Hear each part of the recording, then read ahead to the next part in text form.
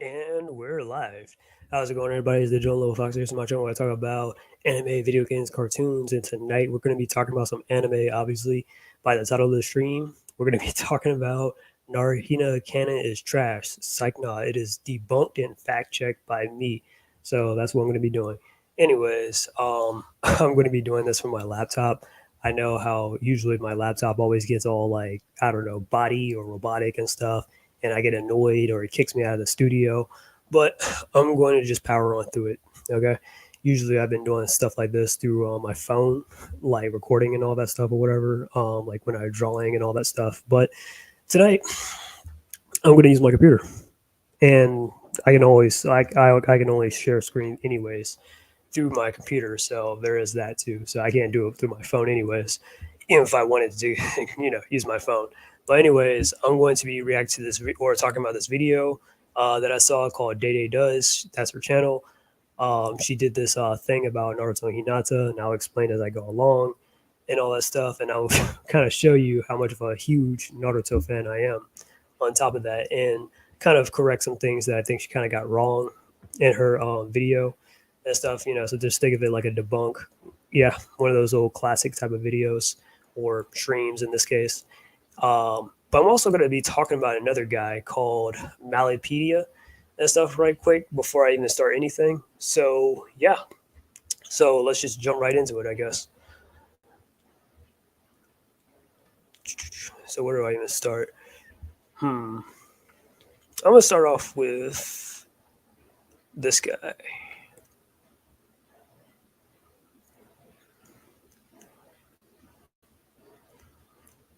Perfect.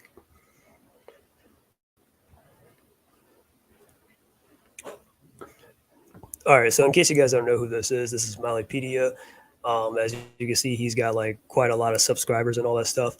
I actually think his videos are actually pretty good and stuff. I like his voiceovers or his takes or how he like says things in his videos or whatever. He usually does videos about Marvel, and if I'm not mistaken, maybe DC as well. But he loves American comic books. So what can I say?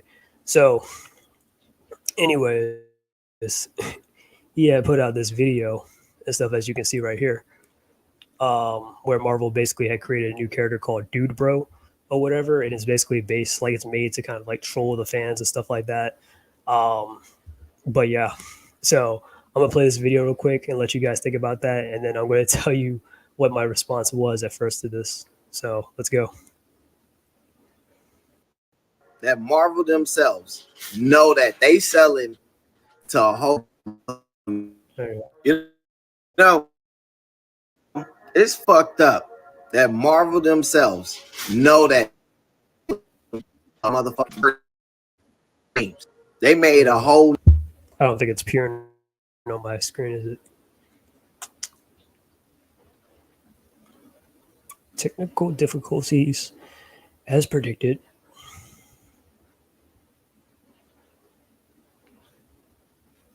All right, that's better.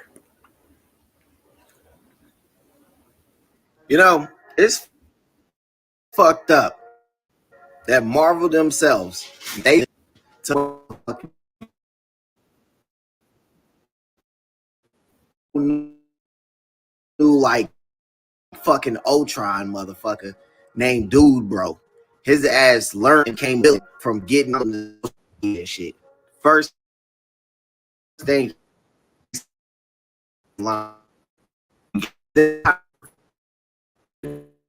he's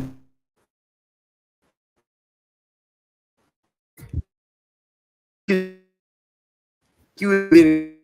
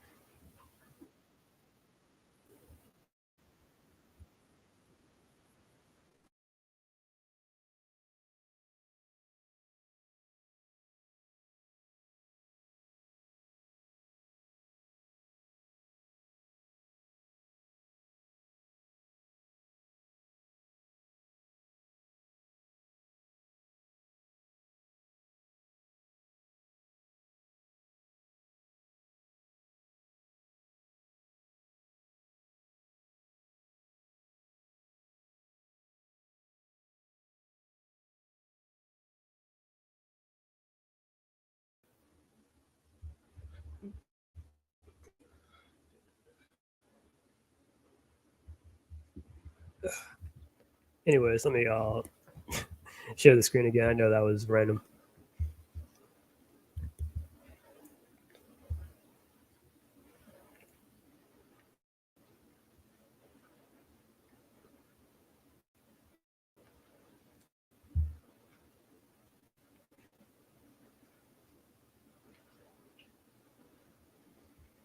Come on.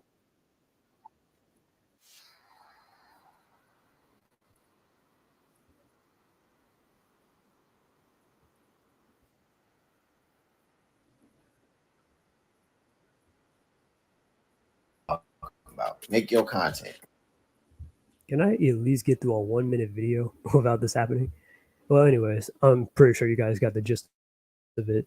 So basically, Marvel had created some kind of fight the fans yet again, and all that stuff, and it's just so. I commented on his videos. I've been subscribed to him for a little bit, not for too long, but just for a little bit, for a couple of weeks at best. And I saw him like make this video, so I just like left a comment and all that stuff, and it was like, and they wonder why anime and manga are better or doing better at least. And then he was all like, he responded to me, which I promise you, I did not try to start an argument or anything like that. Comic America way better and blah blah blah and manga and all that crap or whatever. And he was like, well, what was anime $1 million movie or something like as if that as if that matters. But anyways, let me read this real quick. So he's all like, that's you in the video. They talking about manga's better, nerdy ass.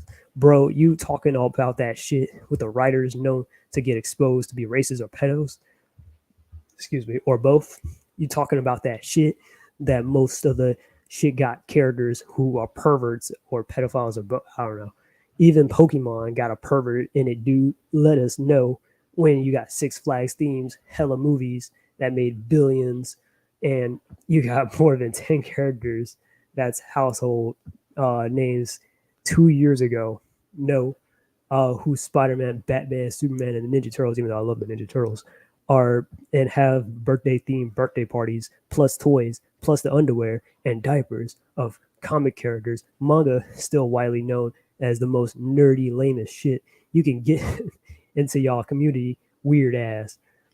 And y'all known to stank and bully motherfuckers because they didn't like or watch your favorite show. Do move around this one book out of the entire catalog that came out of a week that is canon. Marvel drops at least 15 books every week that's canon. This one villain that they beat the fuck out of. Not every book goon be serious, just like how every episode of a manga ain't serious. It's goofy ass villain. Like this is not One Piece. Like this is in One Piece. Example: Foxy the fucking giraffe, dude. Like be for real. And I'm like, I didn't even say all that. Like again, didn't even try to start an argument. He randomly just came out of nowhere with that comment. I got 7 likes for my comment where I was saying that, and they wonder why anime and manga are better. And then I'm like, yeah, the 2-year-olds might, hang on, let me put this on full.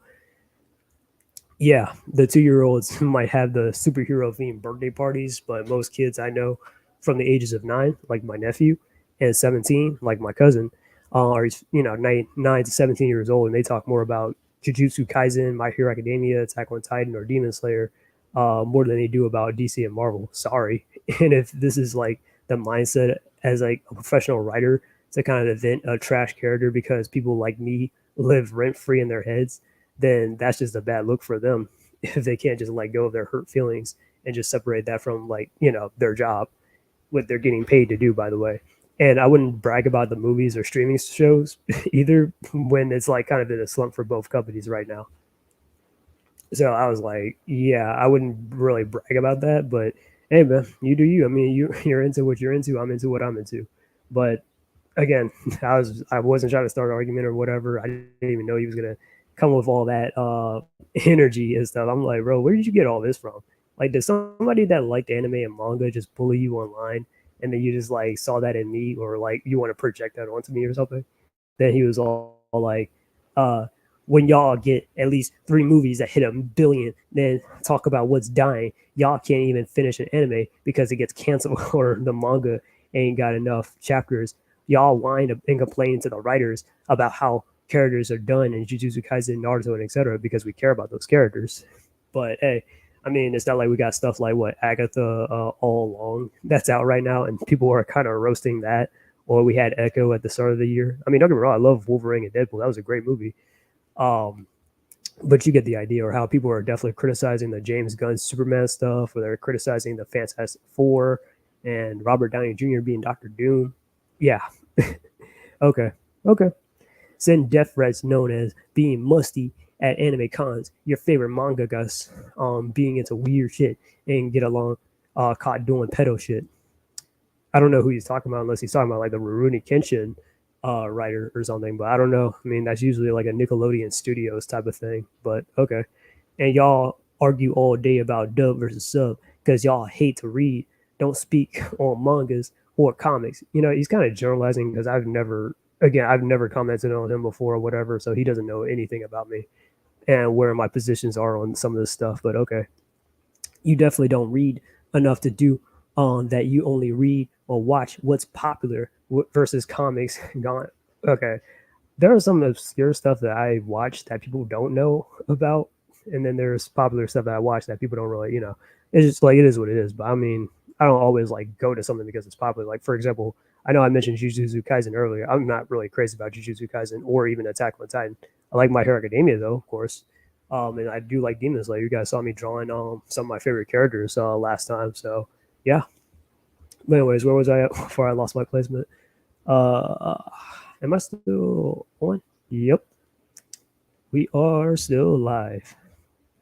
I'm gonna just start right here. Enough to do that. You only read or watch whatever's popular versus comics. Go and watch or read any character or story that comes along. So please, bro, shut your ass up and leave it. You think manga is better? You definitely the motherfuckers that speaking on a book because y'all come into the comments doing this shit. God damn, did somebody bully him in the comments and stuff? Because I sure wasn't me. Well, I don't know. I guess I think I slowly kind of owned him here, but whatever. But anyways, manga better, blah blah blah. Shit crying, talking about some. Well, they worried about me. No, they don't. No, you motherfucker. You lame with an anime profile pic of Naruto character. Okay, I like Kurama, and I actually drew that myself too. By the way, I actually digitally drew. Like, in case you don't know my profile pic, I actually did digitally draw this Kurama profile pic that you're looking at on my screen and stuff. And I even like changed the color to be a little bit more redder than orange. But it is what it is. Anyways, sorry, where was I at? That actually noticed you have a Naruto profile pic. It makes perfect sense why your good ass said that shit. Y'all the worst of the community, hella lame. Y'all the staple of that shit with the same backstory they used to pick on me for watching. Oh god, somebody actually did pick on him. Pick on me for watching anime ass backstory, bro. Cope, you definitely muted for saying anything else. It's motherfuckers like you that made this comic funny because it's you.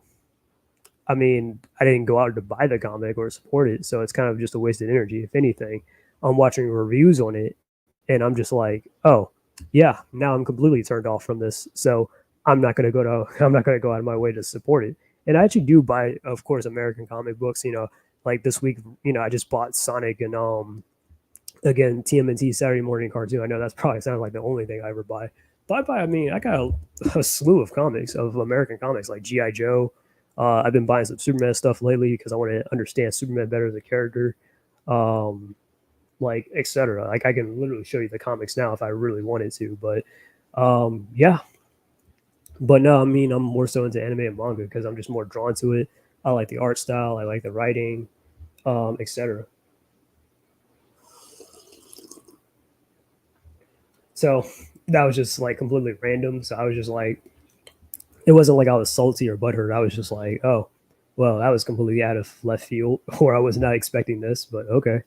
It just came out with all them, with all that projection, but whatever. But anyways, so that's the end of that video. Uh, I am going to share a video that he did put up though, which was actually pretty interesting, in my opinion. Oops. Share screen. And then after that, I'll talk about the Naruto Hinata thing throughout the rest of the stream.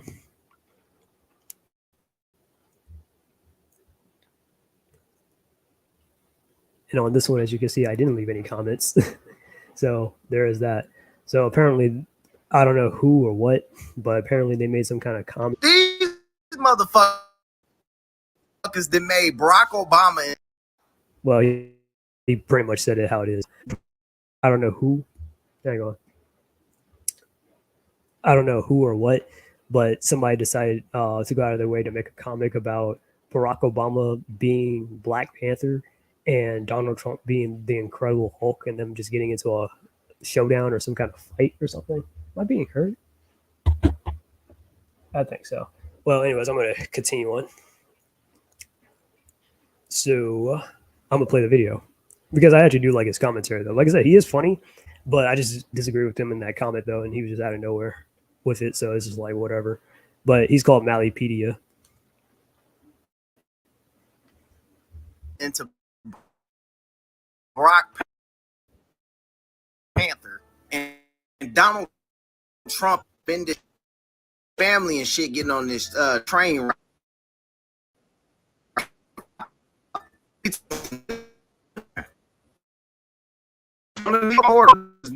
Stop this runaway train of progress. Not much. This piece of the wall is just to the border. You see the train going to the border, right? Fucking damn police and shit at the border at the mother damn train. Talking about some.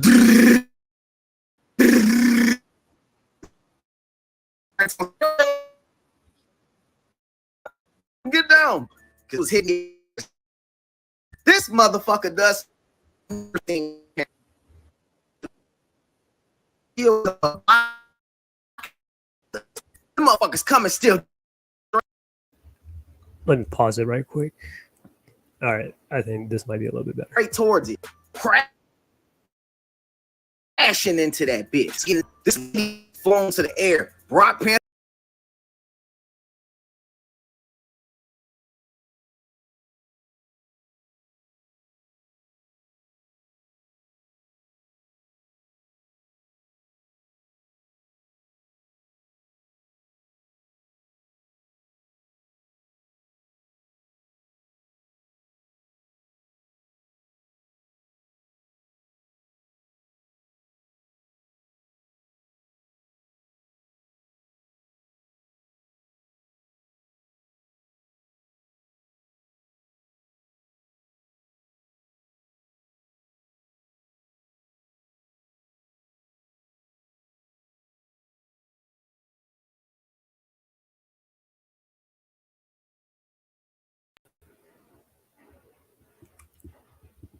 Well, konnichiwa, Tichi Toby. How's it going, bro? Anyways, let me get back to this. Like I said, I've already expected. I know there's going to be definitely some problems or some technical difficulties or whatever, but we're going to keep powering on through it. I think some of his video is kind of buffering a little bit, but it is what it is. Let's keep it going.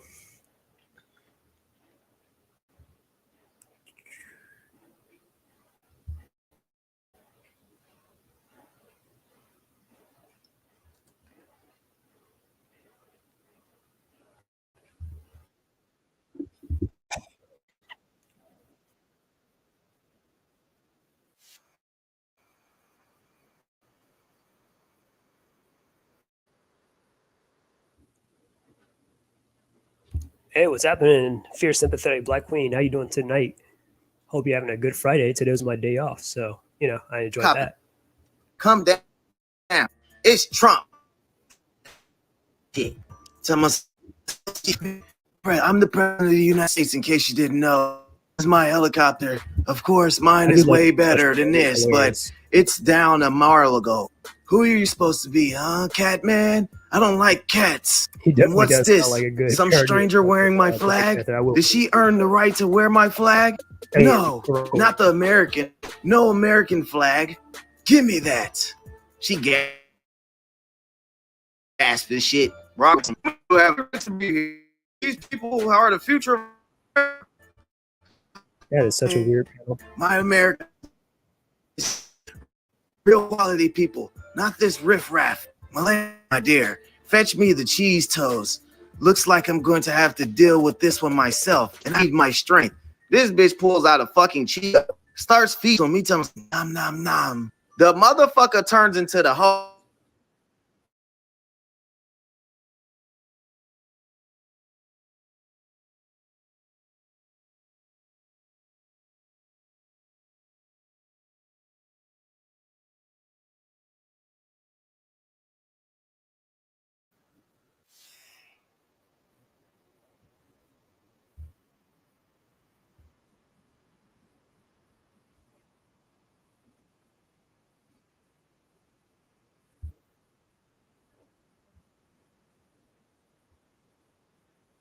That's weird.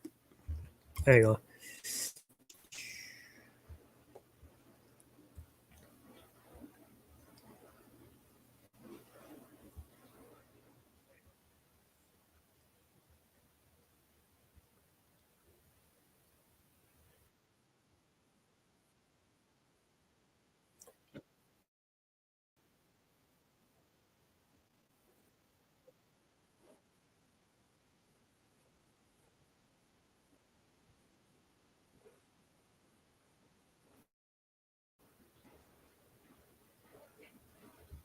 Let me exit out of that.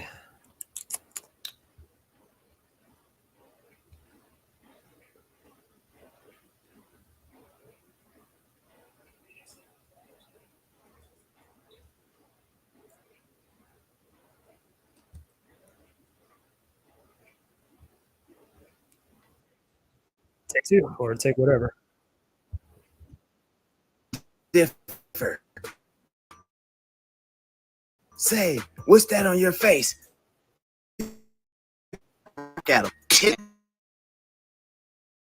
Look at his ass. Stole off on it.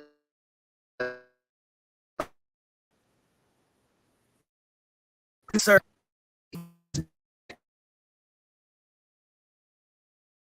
Up here speed punching his ass. Then Trump put this right out. Hang on. The motherfucker, that lady to get the fuck out.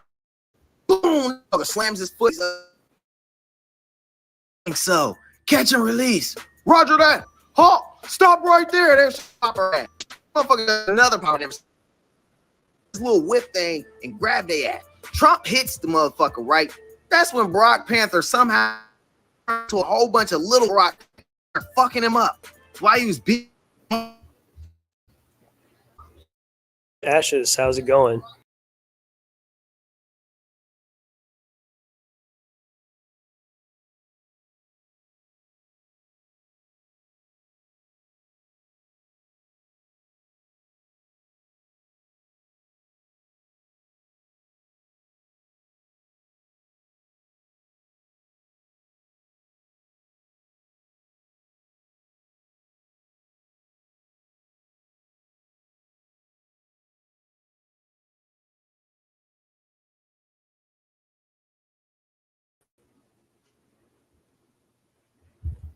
All right, I'm back.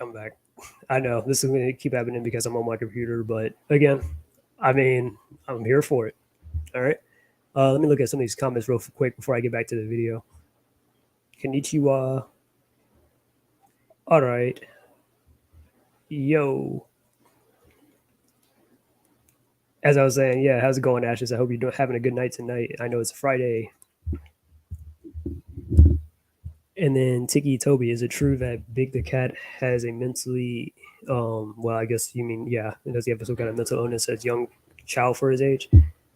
I mean, I don't think so. I just think that Big is just, he's slow, but I don't think he has like mental problems like that. Not that I've heard of. But anywho, let's get back to this. Screen share.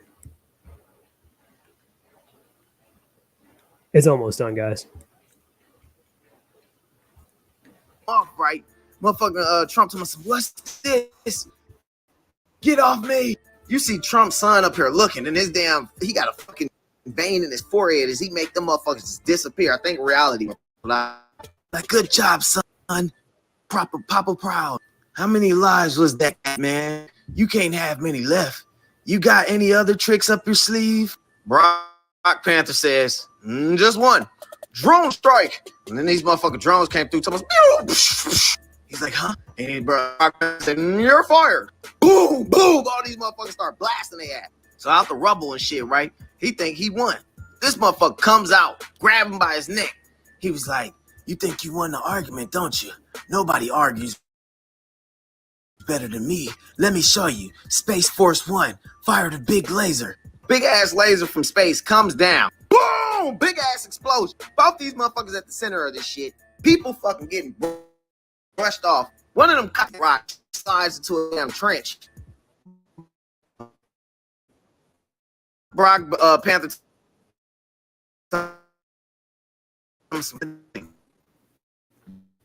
Hang on. Waiting for my hand to get back to normal. So it's going pretty well, you know. It's still Friday night for me, so it's like 10 o'clock. But I see it's Saturday morning for you. So that's pretty cool.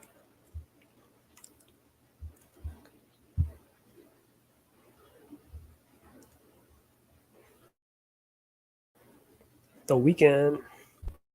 These people just want a better life for themselves and their families. A life like the one your family enjoys. If I can help even one of them achieve that, then I succeeded. Your idea of success is limited. Your limited vision has you believing that this is the only wall, the only obstacle to overcome. The real is a mile from here, and there is no hope to pass it into my country legally. But with hard work and commitment, showing loyalty to our great nation and a desire to become an American, there is a chance. These are the people we want with us to help make America great again. The red. Where you see limitation, I see hope. The hope of a mother. The hope of being reunited with her child. And there we live in a world where there are no walls dividing us. Where people can live free and together in peace. Yes, we can. That is the blue victory. I'm adding the second part to this shit. That's all I gotta say. I want to see more of this shit. Because this motherfucker was cold.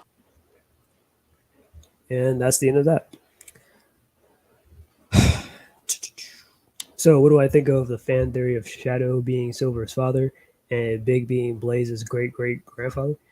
I doubt the Big and Blaze thing, mainly because Blaze is from another dimension. But then if you want to talk about, I guess, technicality, I mean, technically Blaze, you might want to say she could be from the future, and then she must not have any memories from Sonic 06, so then she got, teleported to her soul dimension and became the princess there. I don't think her and Big are really related, though. And then as for Silver and Shadow, I mean, it's possible.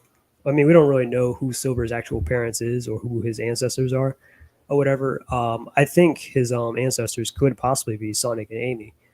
We don't really know. But and I don't think Sega will really confirm it, though. But, hey, your guess is as good as mine. So do with that as you will. I think Ian Flynn actually one time thought that Shadow was going to be Silver's dad since like Sonic and Dragon Ball Z are a lot similar. So I thought, oh, yeah. So he probably thought, oh, well, Shadow might be Silver's dad. But then I think they turned it down and was like, nah, they're not related. Even though there was a thing inside Sonic and the Black Knights where both versions of there are two versions of Shadow and Silver and stuff. And their versions actually in those versions happen to be a dad and son. And yes, of course, I've heard of Honey the Cat. She's an alright character and stuff. I mean, not too much stuff on her, though. But anyways, that is the end of that. All right. So that is Malipedia. So if you guys are impressed or want to see more of his channel or whatever, well, yeah, I kind of showed you where it is and all that stuff. But yeah, and I already told you about our little whole beef in the comments or whatever. It wasn't even beef. It was just like us going back and well, I wasn't even going back and forth or trying to start an argument, but he just blew up at me because apparently he must have been picked on back in school about his whole manga anime thing or whatever. I don't know. But we're gonna talk about the meat and bones of what this video is or the stream is about. NaruHina, Canon is trash by Day Does. And this will definitely be a debunk and a fact check by me. Okay. And I definitely brought some receipts. So buckle in if you guys are interested. This is going to be a bumpy ride.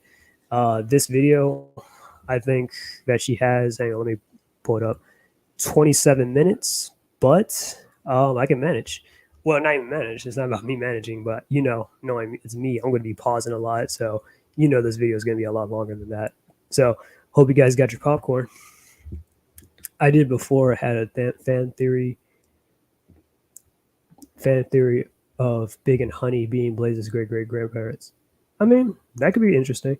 More of a headcanon though, but I don't think it's, personally myself, I don't think it's canon, but you do you. Well, it's kind of certainly likely that Shadow is indeed Silver's dad, but again, Sega is strictly against bringing up romance in Sonic at all. Still, I just want to believe it's Rouge is his mom. Again, it could be possible. You never know. Screen share.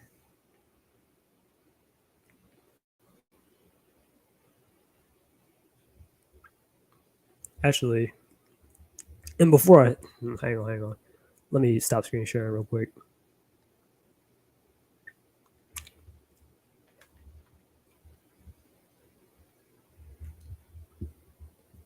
But anyways, before I screen share, I wanted to show you how much of a big Naruto fan that I am, real quick, and show you what I'm going to be referencing, what do I know about, blase blase, etc. Okay.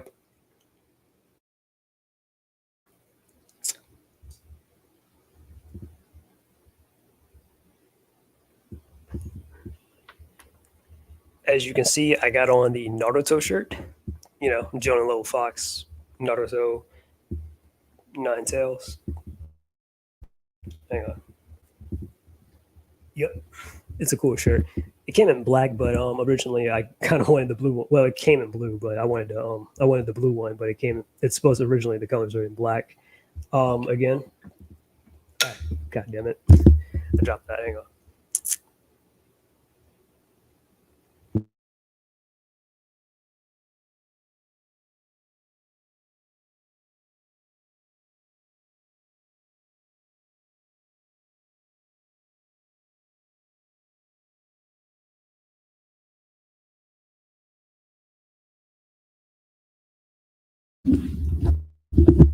As you can see, I got Naruto figurines. I got Naruto right here with his little Chinese outfit on, and I got Hinata here and stuff. I have other Naruto figurines as well. Got these for each like $8 and stuff. It's pretty cool. But yeah, have the shirt, figurines. Of course, I have manga, but these are actually light novels and stuff, and I'll be referencing these because not a lot of people really talk about it like that. And I feel like pretty important details in these books. So as her video goes on, I'm actually going to be looking at or referencing certain pages from these books. So we got Naruto story. It is Uzumaki and the Spiral Destiny. As you can see, there's Naruto and Orochimaru on the cover. So it's an interesting team up. Naruto story, which is Family Day. So yeah, so if you guys like stuff that is a little episodic or a little what's the word, slice of life, then I would definitely recommend this. But yeah, and then this book, mainly Naruto doesn't have his powers and all that stuff because he's from like whatever, and he can't really mold stuff like Shadow Clone Jutsu or Rasengan's or whatever. So throughout this whole book, pretty much like Naruto doesn't have his powers, right? So just imagine him in a scenario where he has to rely on his like ninja abilities, his skills, his average, his like regular strength or whatever, which is still superhuman, of course, but just everything that he can't do without molding chakra. Even though I still think that he could probably still use Sage mode, but apparently he can in this book, so whatever. But there's some moments I'm going to be referencing to that now that I'm done with Shonen Tell. Oh yeah, and also the proof that I'm a huge anime fan. Got my JoJo mug. See that? Oh my god, Joseph Joestar, the second JoJo. All right, let me get back to the thing.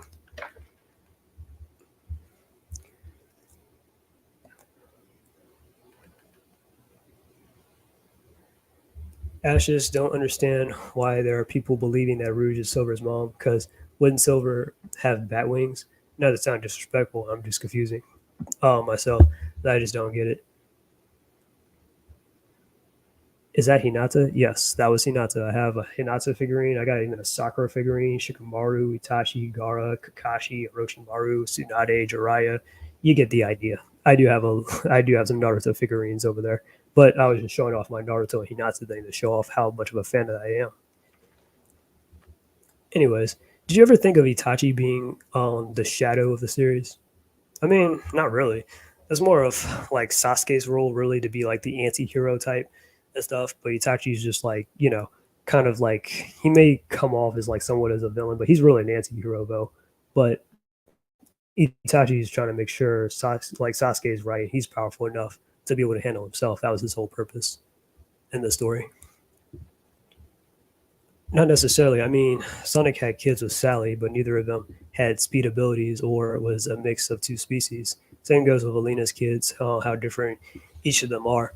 Um, I will say in the Archie comics, though, they actually, like, what were their names? Sonya and Manic. Yeah, I know. It's crazy how they're named after Sonic's twin brother and sister from Underground, but yet they have that same name from Archie. But Sonic and Sally's kids, Sonya and Manic, they actually do have super speed though. It was kind of shown in what was it, the 30-year later comic? Yeah. So they do actually have super speed though. But yeah, you're right. They don't have to have like necessarily like like certain details. Ruby King, how's it going, man? I saw you on Dazzling Kate's Discord and stuff. How you been, man? Just subscribed to your newer channel today, actually. Hey, man, just stopping by before I go to bed for work. How you doing? It was a nice reference. Sweet. But yeah, I hope you catch some sleep, and I hope work goes well for you, man. Glad to see you're doing all right, man. I know you've been going through a lot this year, but you're definitely coming back on your feet, so that's definitely good. When I said if you ever think of Itachi as Shadow of the series, do you ever thought Itachi should be like the human counterpart of Shadow? No, I mean technically, if you want to like parallel Sonic with Naruto, hands down, like Shadow will be like Sasuke, pretty much. As much as I do like Itachi more than Sasuke, but yeah, Sasuke would be like the shadow of the Naruto universe, basically. Thanks, man. I've been doing fine. Hope so too. 2024 sucked. Yeah, I don't have too much to complain about it, but yeah, a lot of people have definitely been going through it this year. But anyways, let me get into this. And if you guys have any questions, you can still ask me. Oh man, why did I do that? Hang on.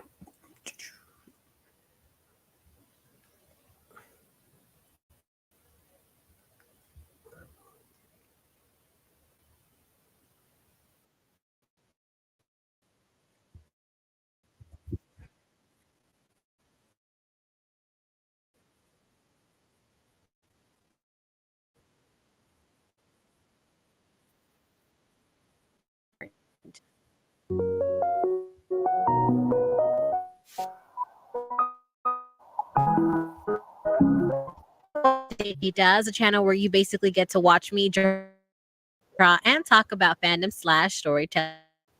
He's a good artist. Is anyone who is explain why NaruHina and Sasusaku are just terrible canon pairings.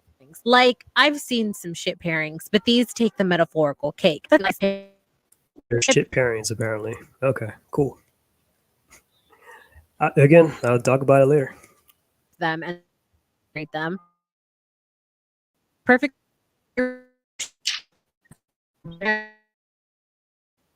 Just because it made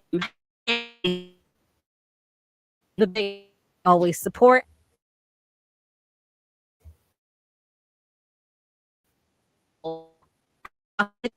Convinced that the relationship displayed in the manga and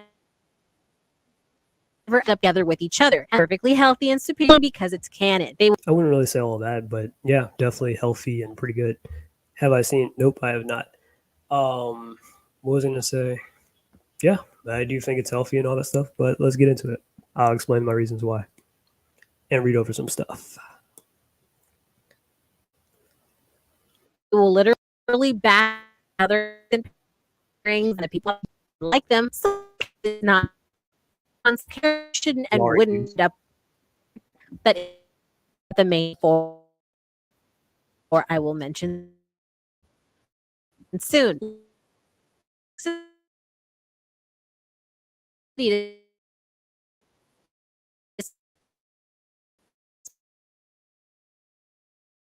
Is falling and orange across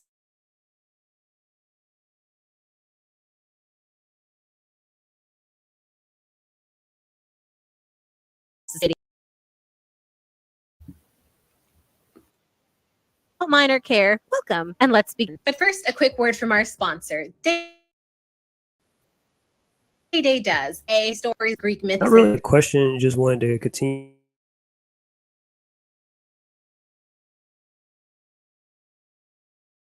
You provide, improve. I don't know, Ashes. I don't know about you, man, but I will completely disagree. I honestly think that No Way Home and Far From. Well, I know we had this conversation a little bit last night, and I didn't really responses, but I'm sorry, but No Way Home and Far From Home were the worst Spider-Man movies in my opinion. Like, and the Amazing Spider-Man is definitely not highly praised. I mean, don't get me wrong, I love the series, and I think it's my favorite Spider-Man trilogy out of the three, but it's not highly praised. The Sam Raimi Spider-Man movies are highly praised, but not the Mark Webb movies. All right. But yeah, but if you have any questions about it, you can definitely ask me here as I debunk this. Of the Hades and Persephone tales, goes.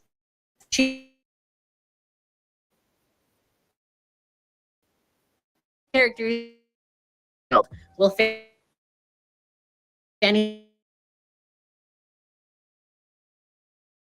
mission and the got natural drama. Some really most likely graphic fight scenes.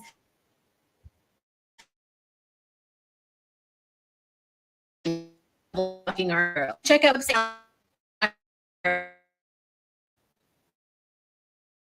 provided in the description box below. Give this video a thumb like and subscribe. Because it's hilarious. And obviously, I do not wish any ill will on this girl or anything like that or whatever and stuff like that. She is entitled to have her opinion.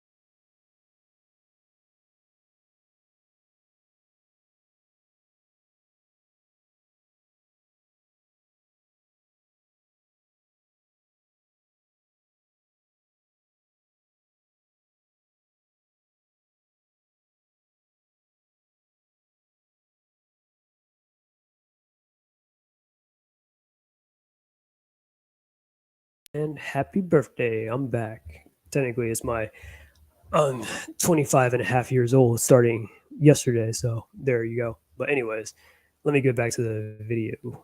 I know I was kicked out before she got into it or when it was a commercial. I was talking about me praising the first Spider-Man movie. I know that Toby's fanboys don't accept anything else except the Raimi's trilogy, even though it's far from perfect Spider-Man adaptation. I mean, yeah, but it's definitely a lot more on point compared to like the Tom Holland stuff. If I'm going to be honest, like Tom Holland's Spider-Man, he doesn't even act like Spider-Man, or he's too reliant on other characters like Iron Man and Doctor Strange to really carry him. That's where I stand on that. But let's go.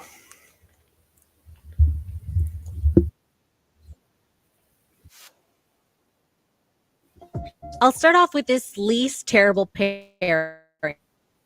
Naruto and Hinata, for those of you that don't know. For those of you cheering because it's the least terrible, nay, lower the metaphorical trumpets. They only received least terrible because it's less dramatic than Sasusaku, though not without trying.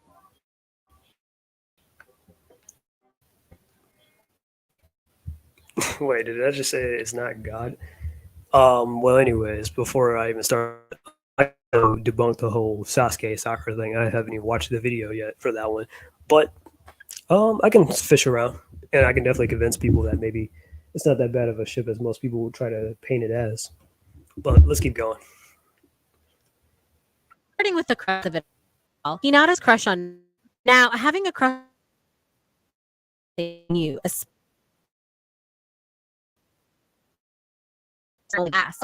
maybe not.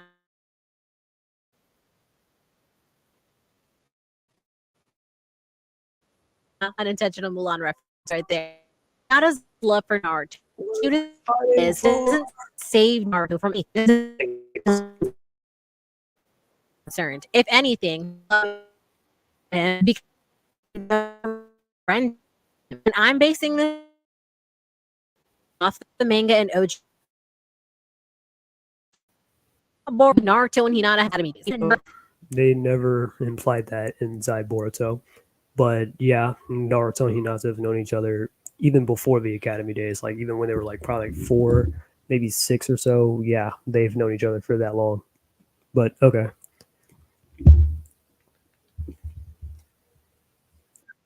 Outwardly give Naruto hope that he can be loved and not hated. In fact, Iruka is the only one who ends similar to I mean, yeah, Ruka was a part of that. I mean, there's other characters too that never really like chastised or never like got on Naruto like that. Ruka was definitely one of the adults that didn't do all that. Then of course there was like some of the people in Naruto's generation, like I don't know, Shikamaru, Kiba, Choji, and then of course Hinata. But like Hinata and Naruto weren't like, you know, weren't like that close in particular. But whatever.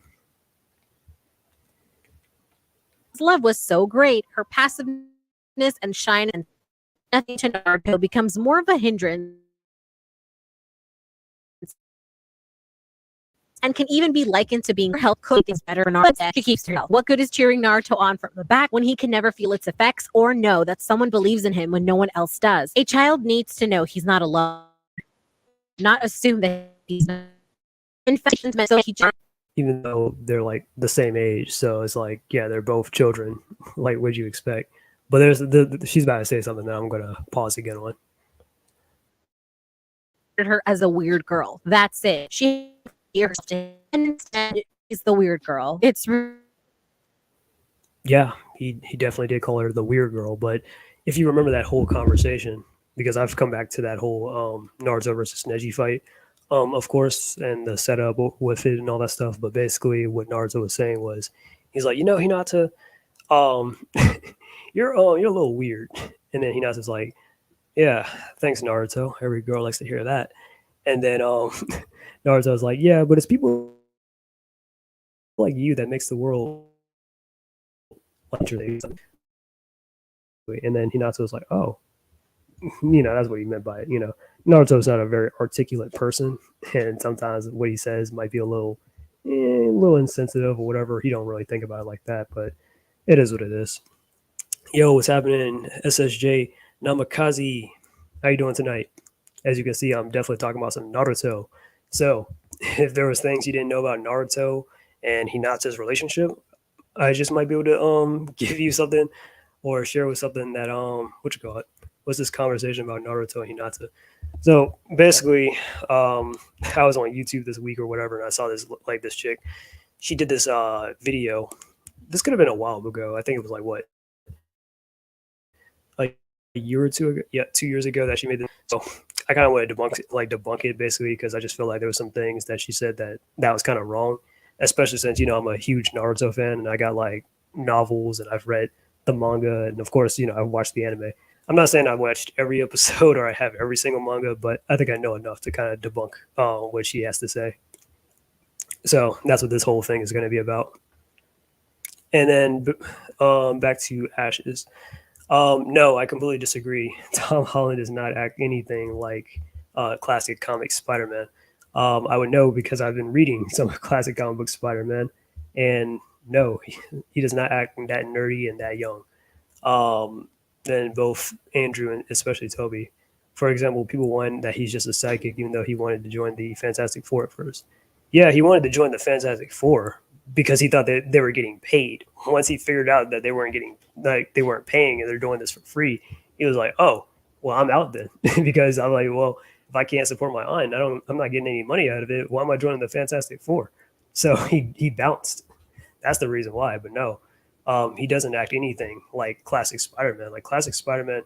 The thing about Peter Parker back when he was like in high school or whatever was like he was nerdy, yes, but that was mainly because like he was a science geek. Okay, like back like as a science geek and stuff. Like a lot of people like didn't really understand him or they weren't into science like he was and all that stuff. So that's the reason why like people always alienated him or why no one could relate to him because he was smarter than everyone else, so they couldn't really keep up, or they didn't want to keep up, really. You know. Now in the MCU, Tom Holland Spider Man, he has his own friend group where he's surrounded with like full of people that are just as smart as he is. Like apparently Flash Thompson, Michelle or MJ or whatever. She's smart. Ned's smart. I think Betty Brant in that version, who is for some reason aged down to be a blonde, is all of a sudden smart. Like, no, that doesn't make any sense. So no, he doesn't act anything like classic Peter Parker or Spider Man at all. Peter was even complaining why other heroes like Tony and Fantastic Four are rich and are respected for their deeds, yet he considers a menace for having the same role. I mean, okay, I don't know what that got to do with the MCU Spider Man, but all right. Anyways, let's get back to the video.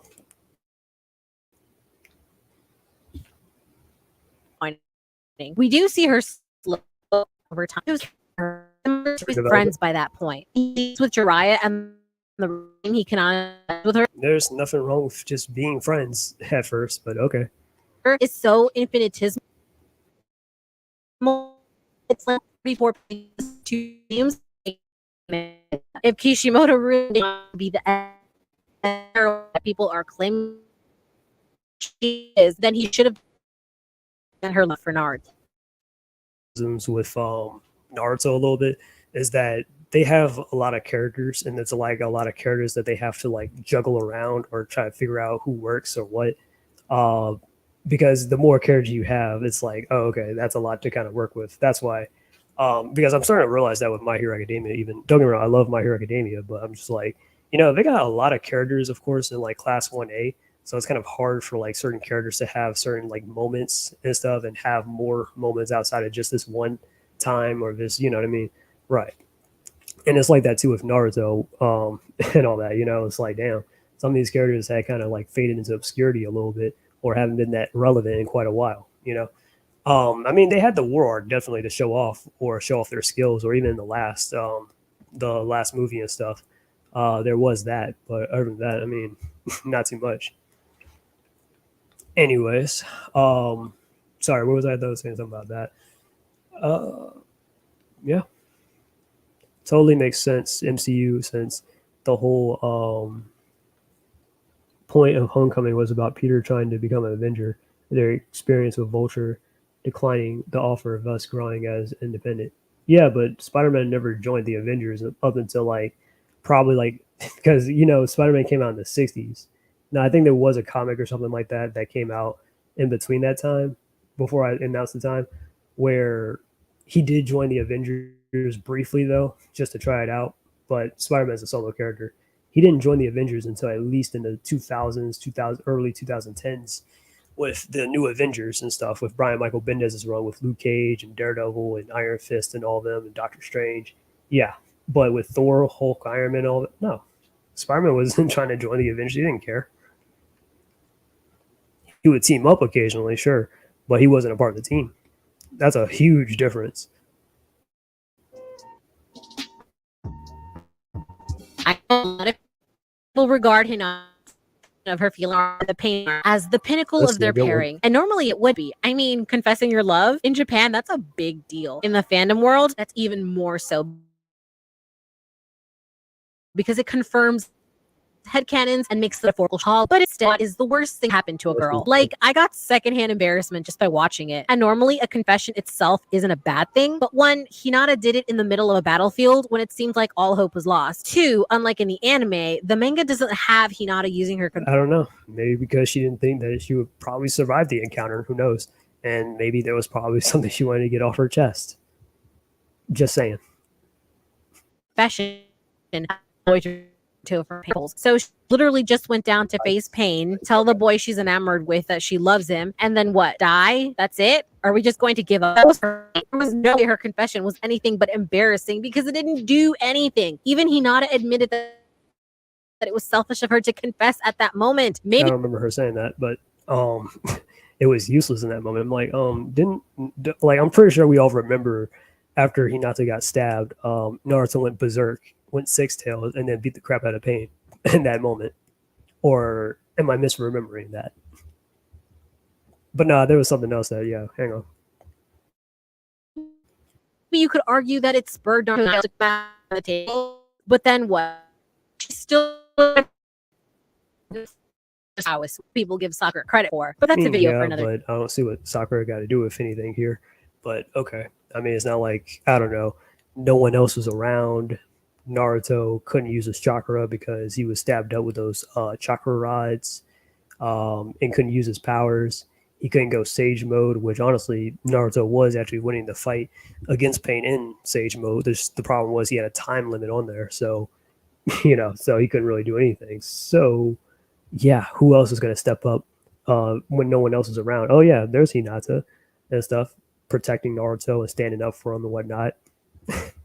And not to mention, there was another moment actually inside Boruto, which just happened off screen, but Hinata actually tried to challenge Momoshiki and Kinshiki to a fight and stuff, when they captured Naruto back then, and like they were wanting to distract like the Nine Tails, it's like power and stuff.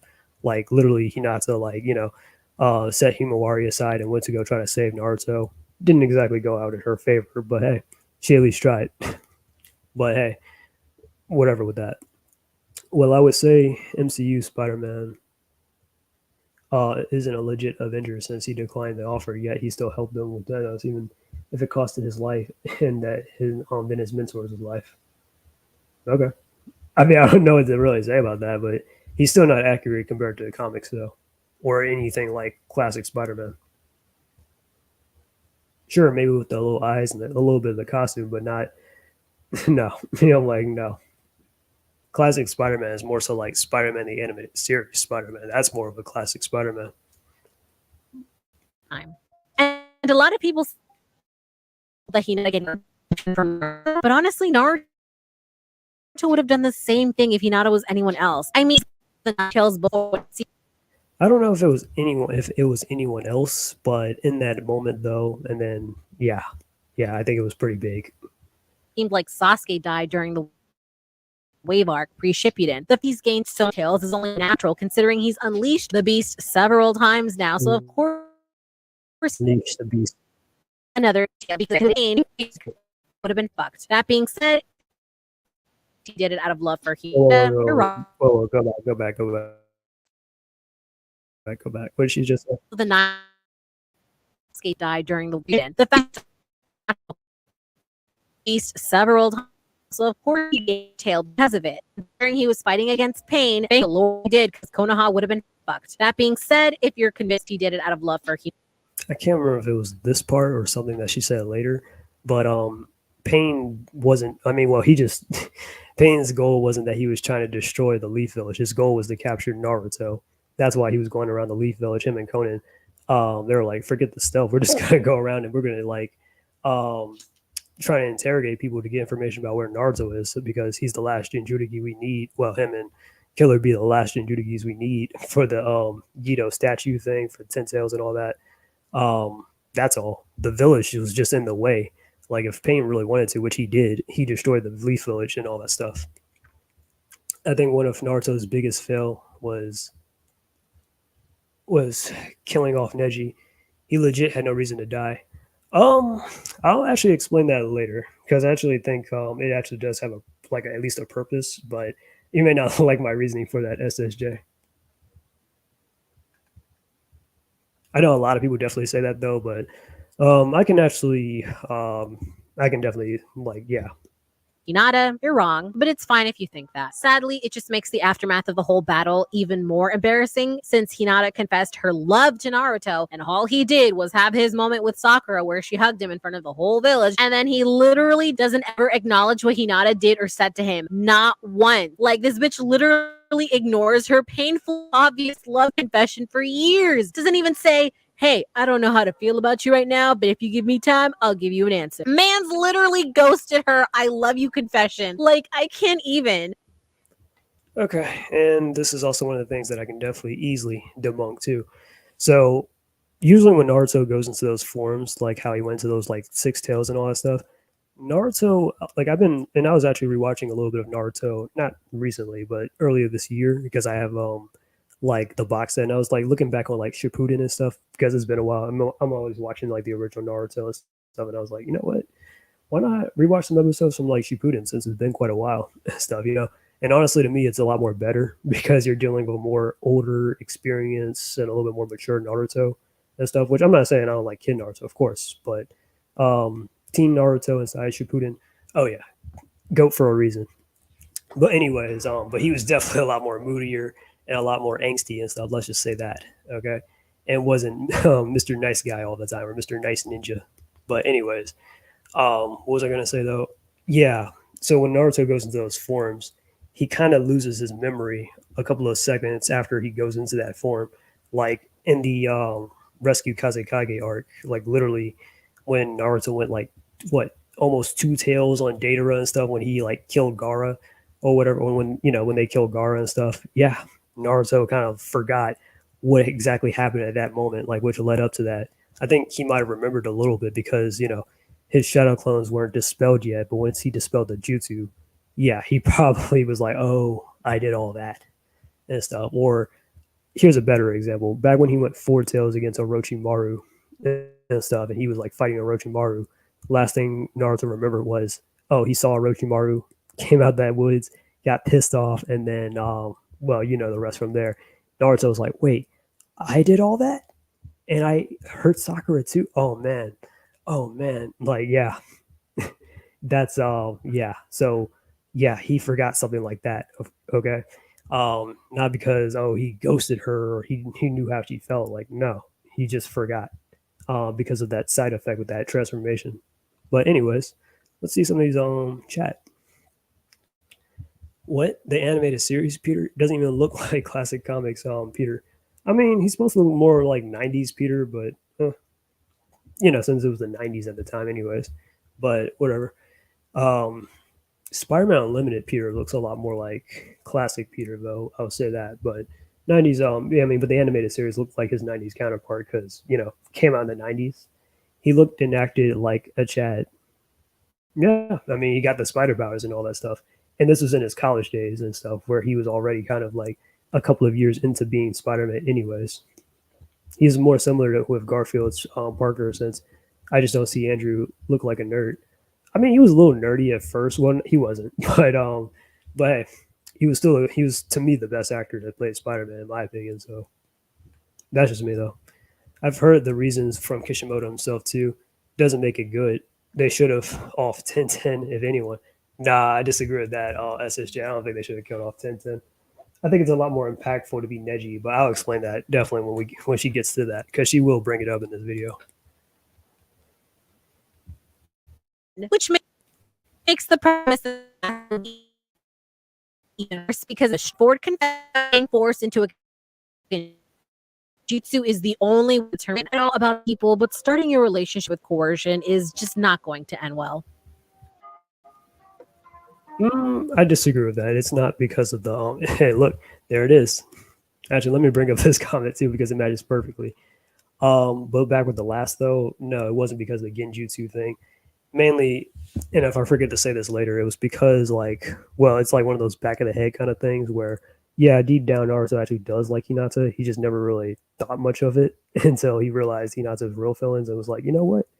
I guess you're right. Never really thought about that before, or thought, oh, Hinata really felt like that about me. But I'm gonna get into that later, though. But I'm just saying, it wasn't because he was in a genjutsu and stuff. It just and the whole purpose of the last was mainly to show how much like Naruto, like how much Hinata really means to him and all that stuff. But anyways, let's get into this Neji thing since Listen, I'm all for people shipping whoever they want, even if they're terrible pairings canonically. Like, look at me. I live for crack pairings that a lot of people would be like, no. However, I do have a limit, and that limit is when canon pairings are thrown together with weeks of individual X. You have to please go on. Tell me how weak and with little explanation. kill off to make that happen. Now, in the canon, there's just no backing up NaruHina via characters in their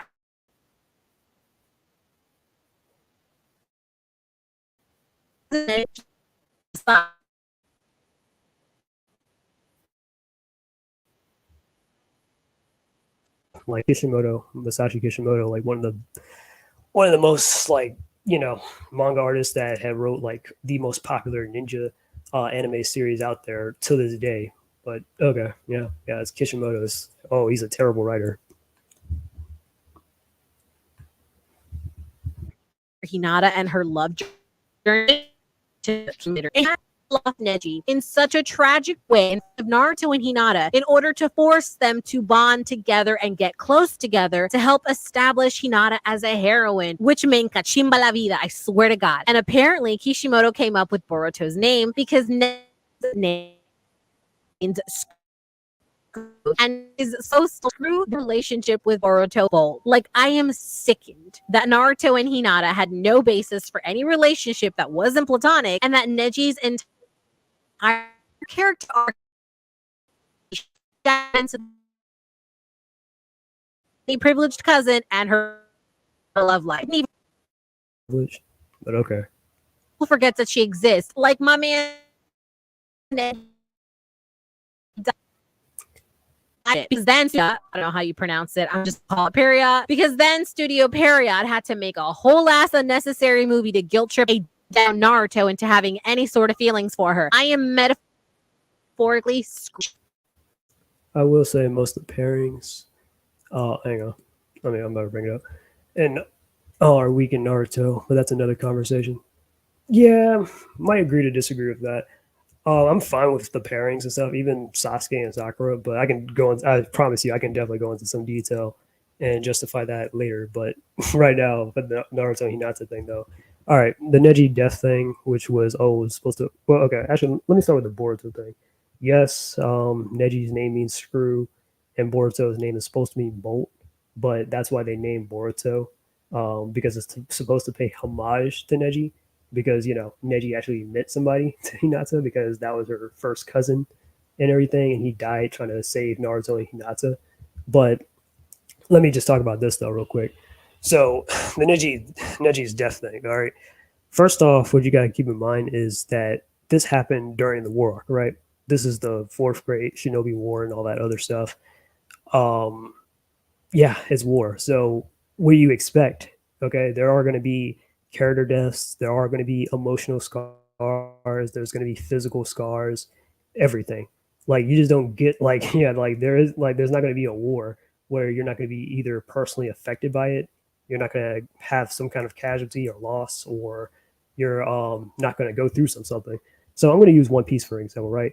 Because I like to say how like One Piece is funny because One Piece had a war arc which was like very long, and then after they finished up the war arc for One Piece, Naruto starts to go into a war arc and stuff. I was like, man, everybody's having a war and stuff, et cetera, et cetera. But let me just get back to One Piece, okay? So Luffy's the main character of One Piece, as we all know, right? So the thing with Luffy is that Luffy had went through emotional scars, physical scars, and he lost somebody close to him. As we all know, he lost his adopted brother Ace. He died, okay, trying to save him, and all that stuff. Ace died. That affected Luffy. Emotional scars, casualties, and then physical scars. Luffy literally has a hole punched through his chest and stuff, and has a brand new scar directly on his chest and stuff, going into the time skip and all that stuff. Okay, Naruto, in this case, if you want to talk about losses, one of his personal tragedies, during the war was losing Neji and stuff, or him. It was cool that he got a chance to like see his like dad and stuff again, and see like some of the previous Kages, and fight side by side with them and whatnot. Or what's another thing? So some emotional scars, casualty, and then of course physical scars. Naruto literally lost his arm in the war arc and stuff, him and Sasuke. So of course, whenever there's going to be a war arc, there is going to be something that has to give, or there always will be something drastically done. Even inside My Hero Academia, like Deku literally has more scars. Um, yeah, has more scars from that war too, emotionally, of course, but also like physically. Like literally, I think he has some scars on his like face and hand and all that stuff. So yeah, it's just gonna happen. Okay, but anyways, with the whole Neji death thing or whatever, um, I do think it's kind of symbiotic to Neji's dad's death though, because as you know, Neji's dad died because he wanted to protect Hinasa's dad, Heihachi, and whatnot, because he gave himself up since they were twins and they demanded Heihachi, but the whole ordeal with that. But Neji's dad, he made that choice himself. He didn't. It wasn't like Heihachi told him to just do it. No, he rejected the idea, but Neji's dad insisted, and it even like you know kind of stopped Hinasa's dad from offering himself up so he can give himself up because he loved his brother a lot. Okay, same thing with Neji. Like Neji, he did the same thing his dad did, not because of some weird clan tradition or whatever. Which yeah, I know they had that whole thing with the Hyuga clan, but Neji did it he because he cared about Hinata and he cared about Naruto and stuff. So that's the reason why. And he made that choice himself. That's all. So it kind of comes full circle. And then people try to be like, well, Neji was right about the destiny thing. It's not about destiny. But anyways, let's continue. Oh yeah, and on top of that, and even if you think that there was going to be like some kind of like expansion or whatever to like Neji's arc, I mean, I doubt it because the war arc technically was the last arc, sort of in Naruto. I mean, I know there was like a few filler stuff here and there, which I could probably talk about some other time. But yeah, that was kind of like the biggest arc inside Naruto and stuff, and like one of the last arcs, like the last major arc in the series before we enter the Boruto era. So you think that if Neji survived and stuff, and he lived up into the Boruto era, what do you think Neji would be doing and stuff? Because I guess Neji might settle down or whatever, maybe with Tenten or something. Who knows? But I mean, given how the story is written and stuff, you don't think that like Neji would have been like treated like Rock Lee or some of the other adults and stuff like Kiba, Choji and stuff. Where yeah, I mean, don't get me wrong, they're still good, skill wise and stuff, but they're not really utilized like that story wise. But again, I mean, there are some characters in Boruto I think that were handled pretty well, but whatever, right? All right, let's go on. Like, how dare they to Nick so much more? He deserved so much more than his fate to be used to ultimately serve and sacrifice his life to a man who has not even earned this type of devotion or love from either Naruto or Neji. And it's her either. I will give. I mean, that Naruto's like been friends with since they were kids, but okay. No, I'm not talking about USSJ, of course. I'm just saying what this chick is saying. So I'm like, yeah, of course they would give them or give each other or whatever. You get the idea because they're all childhood friends in the end. Yeah. Give her that. He bothered with the female characters of his cast. But if he had maybe tried to make Naruto and Hinata have some sort of bond that was more than 5 words to each other, I could maybe buy it. But Neji's bullshit death was not it, and it's the weird girl comment that was more than 5 words. Hinata wanting Naruto to cheat off her test was more than 5 words. Naruto rooting for Hinata when she was fighting against Neji during the Chunin exams, that was more than 5 words. Or when Naruto won his fight against Kiba and was trying to support him and stuff, that was more than 5 words. I can go on and on and on and on with this stuff, man. But anyways, or the fight with Pain, I'm pretty sure that was more than 5 words or whatever. I'm just saying. ever get on board with the ship.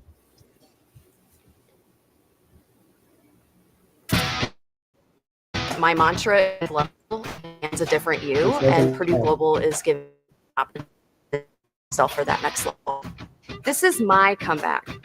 Start yours today at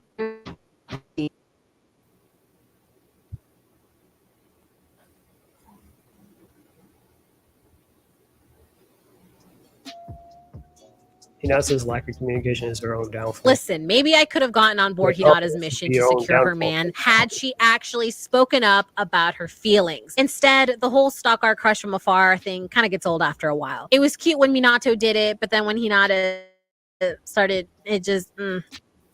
Usually, I would say this. I mean, sometimes when, you know, a boy or a girl are into each other or whatever, I mean, sometimes the guy has to make that first move if he wants to get the girl, you know. Not saying that the girl can't like initiate something or she can't like ask him out, but usually the guy, that's kind of his kind of task usually to like ask out the girl he likes or whatever, and stuff like that. But okay, let's keep going. Not the same. Instead, the whole stalk our crushes thing gets old after a while. And I should know, I used to my own crush on peripheral vision. And I wouldn't really say she would stalk Naruto. She would just so happen to be in the area and kind of just hide from him because she just doesn't know what to really say to him or whatever, or she gets, you know, shy or whatever. I don't know, stuff like that. That's Ben Hinata. So did I? No, we became third-tier friends. And you know why? Because I forced myself to talk to him, even if I had nothing witty or funny to say. And that's what Hinata should have done. That effort she could have put would have endeared all those moments that I kind of brought up, like the Chunin exams or whatever. Yeah, sometimes Hinata actually did initiate that, but okay. Her more because it shows she was trying. It would have made it the more to learn through her and discovers who is the only recent interaction we get from the two that I remember from the manga. Feel free to point out more if you know. Anime doesn't count though. Is when they're in the middle of the Shinobi War for anime counts because the manga doesn't completely flesh out a lot of stuff. That's why we get the manga first, and then when the anime comes, you know, it gets more of an expansion or there's more detail that's put on it. I mean, it's pretty much all by the same studios anyway, so I don't know why the whole, oh, well, we got to be rigid all of a sudden, but okay. And Neji dies. Naruto can't read her mind, and he's not the most observant. And it seems like most times around her, he doesn't want to, because honestly, it just really is. Hence, to be or not to be, is that the, I'm sorry, I had to say that. Communication is her own downfall, and I have a feeling it only gets worse in Naruto. It doesn't, but okay. Revolving around Naruto. I know this is hard to believe for some people, but making your significant other your personality trait is not healthy. For Hinata, it's like life outside of Naruto. I can go into some details about Hinata outside of just Naruto, but we'll continue with what she has to say so far and stuff because it's just sounds like she doesn't really think that Hinata really has like a lot of agency outside of just being Naruto's love interest and stuff. But no, there are some interesting facts about Hinata that well, pretty sure people know about but just don't talk about. But okay. Naruto doesn't exist, and it hardly matters to her. Like, oh my god, she's basically Bella from Twilight. The lows we've reached. I'm getting secondhand embarrassment just about it. So if you don't, Bella, the weird, moody, not so good looking girl and stuff. Well, no offense to the actress or anything, but that's always like, yeah, I don't know.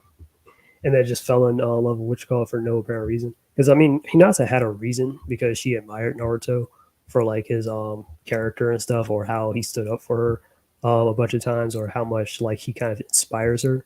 But okay. don't believe me. If her crush comes to mind, you hardly ever hear about her life story or struggles if it's not in court. It's like she just.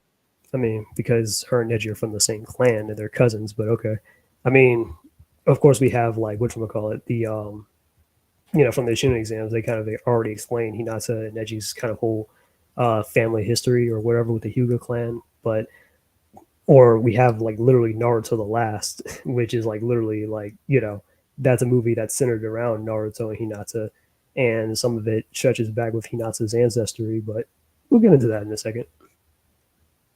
Agency outside of pining after Naruto, and then later her family. Although at this point, her focusing on the family is more healthy for her. What I always wanted to see from Hinata was her Hyuga heiress responsibilities. She's the literal heiress. She should be doing something useful. And aside from her clan, what else do we know about her? Hobby? Like what exactly? I mean, yeah, she's the heir or whatever to the main branch. Even though really, Hanabe has that now. Hinata's younger sister, but okay. Because Hinata just doesn't really care for it like that. But whatever. These likes, dislikes. Who is this girl? If I were going to write a fan fiction with Hinata as the main character, I wouldn't even know where to start because aside from the quiet, blushing wallflower, I can't get a grasp of her character. It's really quite tragic. I just depend on the I have some ideas because I have, well, again, one of the novels I showed earlier. Let me put it on screen.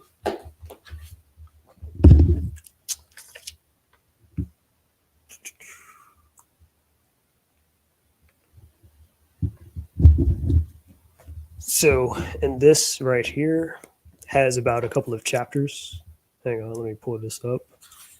You can see the characters and whatnot, whatever. But let me go to the chapters.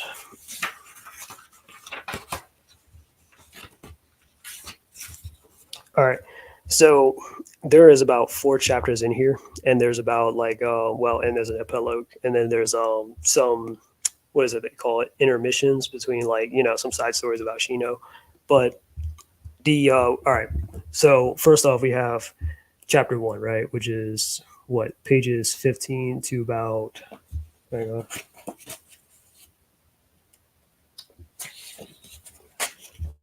Pages 15 to 47. Okay. This is called Father and Daughter Racing Through Konoha. This is a story about Naruto and Himawari spending the day together and stuff, looking around for this Kurama plushie, right? This is actually an episode inside the Boruto anime and whatnot. I'm actually going to watch that later. Well, not later tonight, but like later on, sometime this week or whatever, because I just finished this novel today. Or not today, my bad. I finished it a couple of days ago. But yeah, I just wanted to talk about it though. Anyways, and then the second chapter right here is called Father and Daughter Forms of Happiness. And this is a story about Hinata as the main lead in this chapter. And then there's her sister Hanabe. And then there's her dad Hayashi and stuff. So it's a fun little story with them. Then chapter 3 is Father and Daughter, Table for One. This is a story about Choji, his daughter Chocho. And then the last chapter here is called Father and Daughter, Cold Flames and Revolting Roiling Fire. And this is a story about Sasuke and Sarda, which I remember this. I didn't see the episode yet, but I remember seeing clips of this where Sasuke is trying to bond more with his own daughter too. But anyways, so yeah, and I think they kind of written Hinata pretty well in this story. But I'll go into more about that later. I know I keep saying that, but again, I got some stuff to say. Other people or their perception of her character, because literally anyone can make up anything a technical way. Becoming Hokage and being the strongest, he does so much for him. You know the type of person that he is and what he's capable of. Has little to no passion in anything that isn't Naruto. There were opportunities that could have been expanded upon. Family, being her sister, being a daughter, being a mom to like Boruto and Himawari and stuff. But again, I'll go into more detail about that. I'm going to read some stuff in a second. But instead, we get nothing, and whatever weird fan fiction seems to about her and Hinata, which honestly seems to have Hinata. She has big titties, but okay.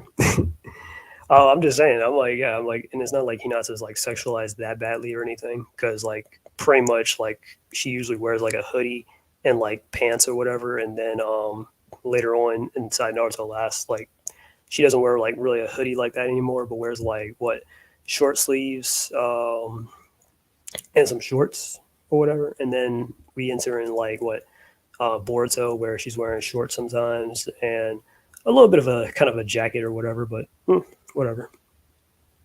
Oops, hang on. I messed up. Hanabi and Neji.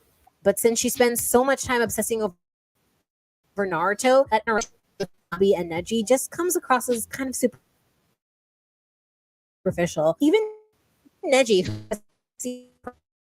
even Hanabi, leaving an impact on the audiences. I honestly can't see Hinata. I don't know about you guys, but I don't think Hanabi really left much of an impression like that. Now, I'm not crapping on her character or anything, but I'm going to be completely honest with you with my history with that character, is that I literally completely forgot about Hanabi up until like Naruto the Last and stuff. I was like, wait, who are you?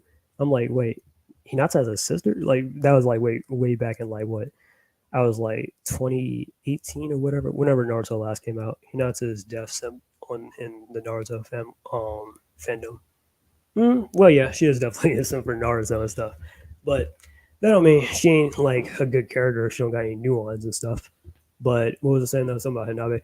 Yeah, I literally forgot about Hanabi up until like Naruto the Last when that movie came out, and I was like, oh, that's right.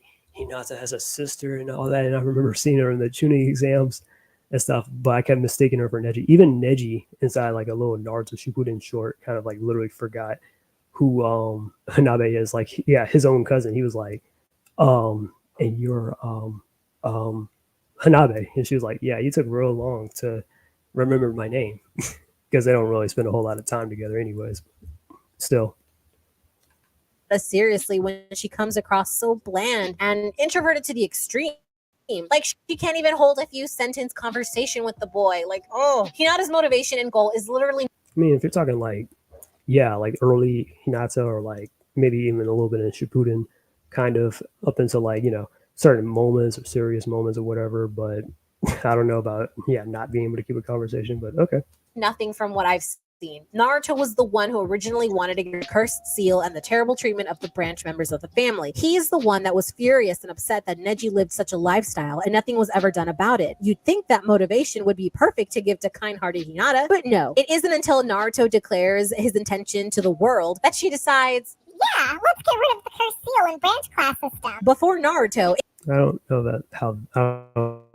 I don't think that's how that works, but I mean, if you want to look at it in a technicality kind of way, I mean, Naruto did marry into the family, and that kind of changed some things around where Hiyashi isn't as strict anymore and all that stuff, or like, you know, Hanabi is now, like, despite being the second born child, she's now going to be a part of the main branch of the family or carrying on the Hyuga tradition and all that stuff. But okay.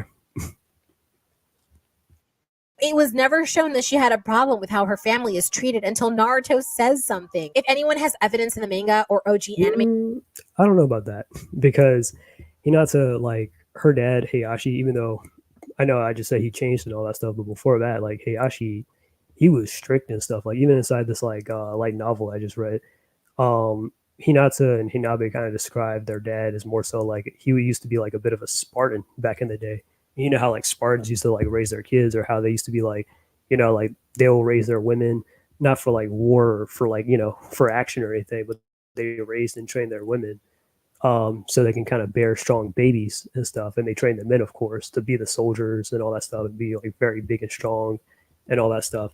And that's kind of what Hiyashi's aim was in a way, you know, to carry on like the tradition of like the Hyuga clan and all that stuff, and to protect the Leaf Village. That was his main goal and stuff. And yeah, he was very strict and hard on Hinata, which you can kind of say that might have had an effect on her, why she's a little bit, you know, shy, or why she's a little bit, you know, mousy in the start and stuff. Even Kurenai, when she was talking to Heihachi and stuff one time in like a flashback, if you look back on like, I think the Hinata versus Neji fight, even Kurenai, she was like like she was having a conversation with Heihachi, and Heihachi was like, yeah, I don't care what you do with Hinata. She's not strong enough to carry on the Hyuga clan or whatever. So forget her. And like literally when Kurenai steps out of like out of the room, she sees Hinata like just, you know, with her back against the wall, and just overheard that whole conversation and stuff. Like, dang, that was like a stab in the little stab in the heart right there, to hear that from your own dad of all people. But yeah. So maybe that isn't filler. Please let me know, like because to say that I should say beliefs. But after the tuning exams and all that stuff, where Heihachi had kind of like talked to Neji about his dad and all that stuff, that's kind of where he actually started to change his ways a little bit more. Values is a stretch. I know this Sunshine Boy and Super Shy Girl ship dynamic is the bread and butter for some people, but these two particular characters are just so painful to push together in a romantic setting. At least for me, there are probably other stories that well works. If that's the case, y'all sister up because I don't mess. Let me see if I can probably find some stuff real quick, or if I'll or because I'm just thinking, should I share this now?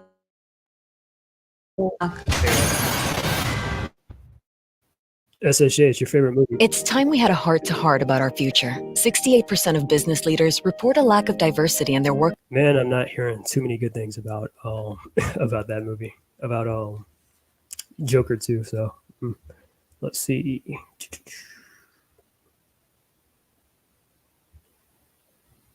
Well, I'm gonna save this for a second. Naruto is not emotionally stupid in matters of love. Okay, this should be fun.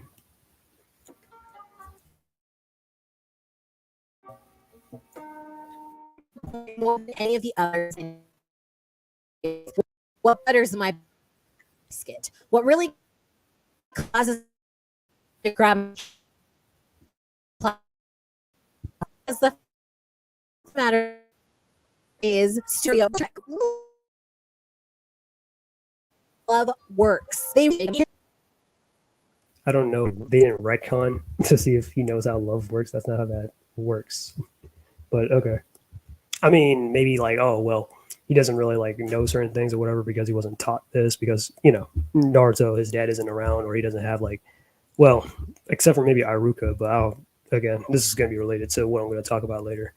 But he doesn't really have too many people to really show him how like relationships and stuff like that works or whatever. So, yeah. And most guys, like, you know, they wouldn't really pick up on a girl's feelings like that. Like, I'm pretty sure like you might like, yeah, it's easy for like a guy to have a crush on a girl or something like that, but sometimes some girls might have a crush on a guy and may not notice it. Like the guy may not notice it and be like, oh, I didn't know you had a thing for me or whatever. What was your question? I don't even remember. I think her thing was she said Naruto is not emotionally like they retconned him or something like that. Anyways, Naruto, who specialized and defeated every villain with talk no jutsu because he was able to empathize. And that's another thing too. That's become a bit of an internet thing or an internet or like ongoing joke or whatever. But Naruto hasn't defeated all of his enemies with talk no jutsu or whatever. I mean, he probably fought them and convinced them at the last minute, sure, but I mean, the enemies he didn't really bother with that. I mean, do I even have to name them? Kabuto, Kakazu, Datara.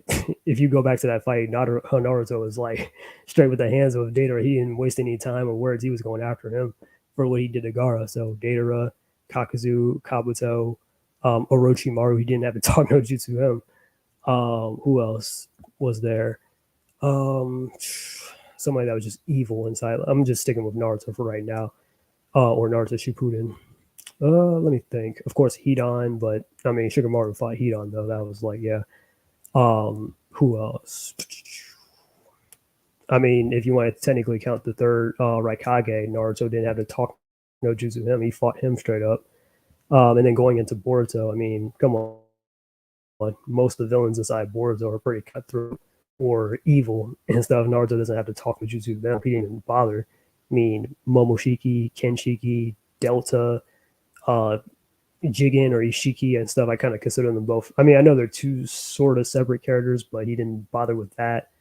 Who else? Yeah. I mean, I don't remember Naruto talk no jutsu those characters. So whatever happened to that? Black or white Zetsu or whatever, Kaguya didn't bother talk no jutsu them. So what do you mean he talk no jutsu every single villain?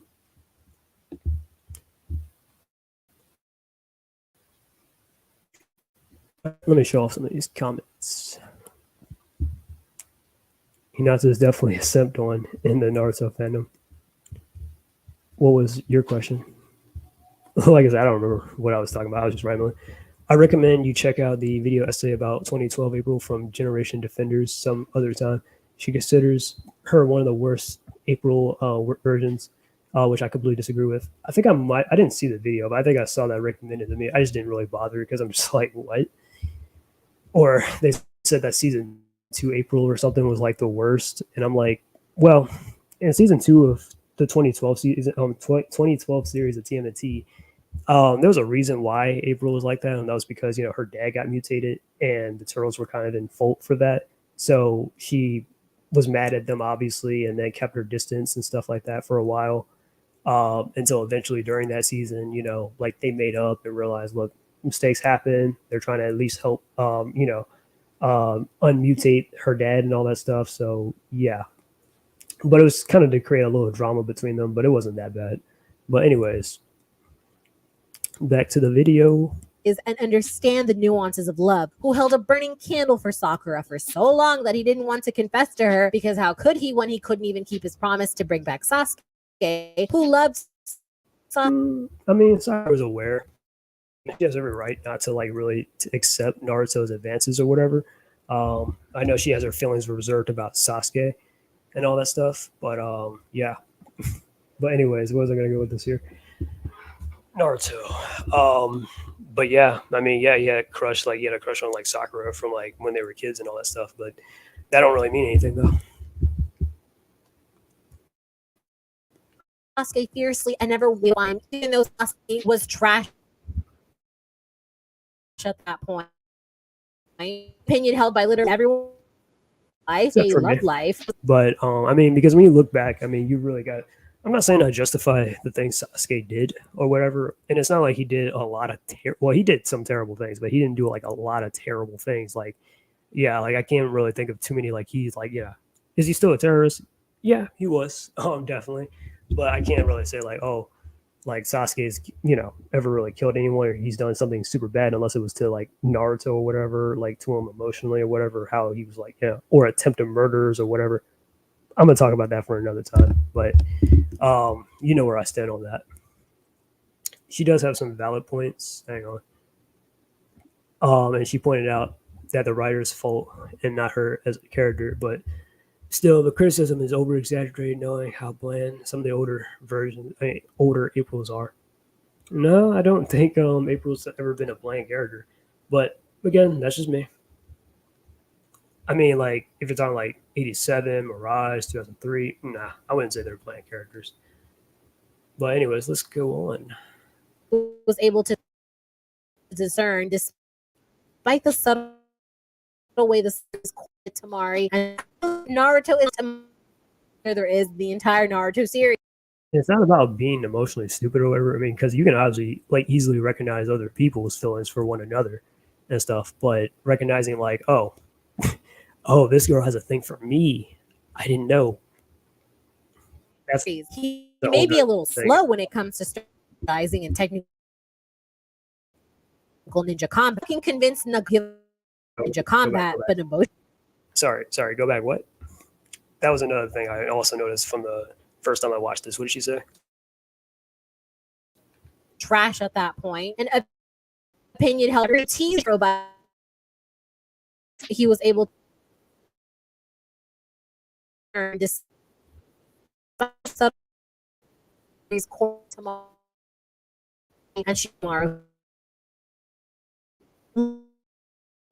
Naruto wasn't slow when it came to strategy or tactical ninja combat or anything. I would say this: Naruto. The thing about him is that Naruto obviously is not stupid or anything. It's just that he's not really the book smart kind of guy, or he's not he's not a strategist like Kakashi per se.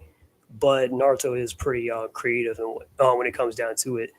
How he's outsmarted some pretty high tier ninjas like that at the time when he was a kid, like Zabuza, who was a master assassin and all that stuff, and was on par with Kakashi. Didn't Naruto not outsmart him, or didn't he not outsmart Jiraiya when he was trying to get him to train him and all that other stuff, or just a plethora of things, Or didn't he not get the better of Kabuto and stuff that one time, or he learned the Rasengan? So it's not he's it's just everything. It's some other stuff though. Sometimes Naruto could be a little bit slow on, but he's not, slow when it comes to actual being a ninja or whatever, or maybe understanding how to pronounce chakra. It's Katra, No, it's chakra, not Katra. That's not how that. Yeah, because he's not really a book smart kind of guy though, and he didn't really have like his parents around to really like what's this comment? No, hang on. Just a small fun thing. My friend currently watches 90s movies after the Bay ones and said that Megan Fox fits more as April than 90s movie one. You couldn't even sit through the second movie dropping it. Hmm? Nah, I would disagree on that. Megan Fox was not a good fit as April O'Neil.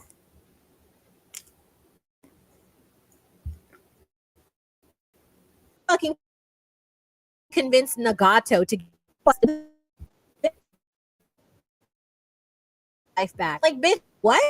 Yep, that's what I remember there. She said that he convinced Nagato to give up trying to destroy the Leaf Village. I'm like, no, he wasn't trying to destroy the Leaf Village. He was trying to capture Naruto. The Leaf Village was just in the way, so he kind of destroyed the Leaf Village and stuff to get to Naruto. And then Naruto had because not like as you already know, Nagato and Naruto, they're both students of Jiraiya and stuff. And Naruto was like trying to reach out to him and stuff, and was like, look, I know you want, because Naruto and Nagato technically have a little bit of a tied shared fate kind of thing, where originally Naruto, or not Naruto, but there was a prophecy that Jiraiya came across that he would train two students, one student that would destroy the world and one student that would save the world. Now, easily that can be flipped around where Naruto could have been the one that Jiraiya trained and he would have destroyed the world, or Nagato could have been the one to like save the world, because originally his whole thing was he was trying to save the world and bring peace or whatever in conflict and stuff like that. That's why he formed the Akatsuki, but then Nagato turned evil and all that stuff and was like trying to do this for the greater good, but how that turned out. And then for Naruto, again, he found people that he really cared about or found that it was worth fighting for. He didn't like let his hatred really overcome him like that, and that it overcame, etc. Well, at least Megan April got to do much more in the first movie than 90s April, since she was quickly sidelined to be Casey's girlfriend just because it was in the Mirage comics. I mean, April was actually a pretty cool character in the 90s movies. I mean, didn't she not give him a place to stay at and stuff? Or wasn't like in the movie like her family farmhouse? Because in the comics, the family farmhouse used to be owned by Casey and stuff. But in the 90s movies, the farmhouse is owned by April and her family. So after her place got burned down, she was the one that took everybody to Northampton and stuff to stay at her family farmhouse and gave them a place to stay at. But okay. Sure.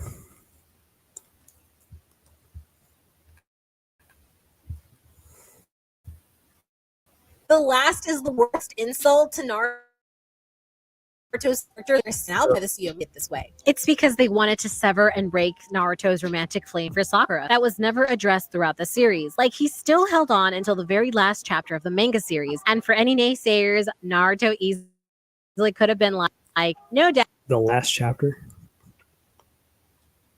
Sakura is not my girlfriend. SP's attempt to readdress that untold. It was a joke that Naruto made and stuff. I think you're probably looking a little bit too much into it. And I think I even saw Io Knight's video where I think he said something like that. Look, it was just a joke, okay? That he just like, offhand joke that he made where Minato's like, oh, Naruto, is that your girlfriend? Naruto's like, yep. And the Sakura's like, no, I'm not.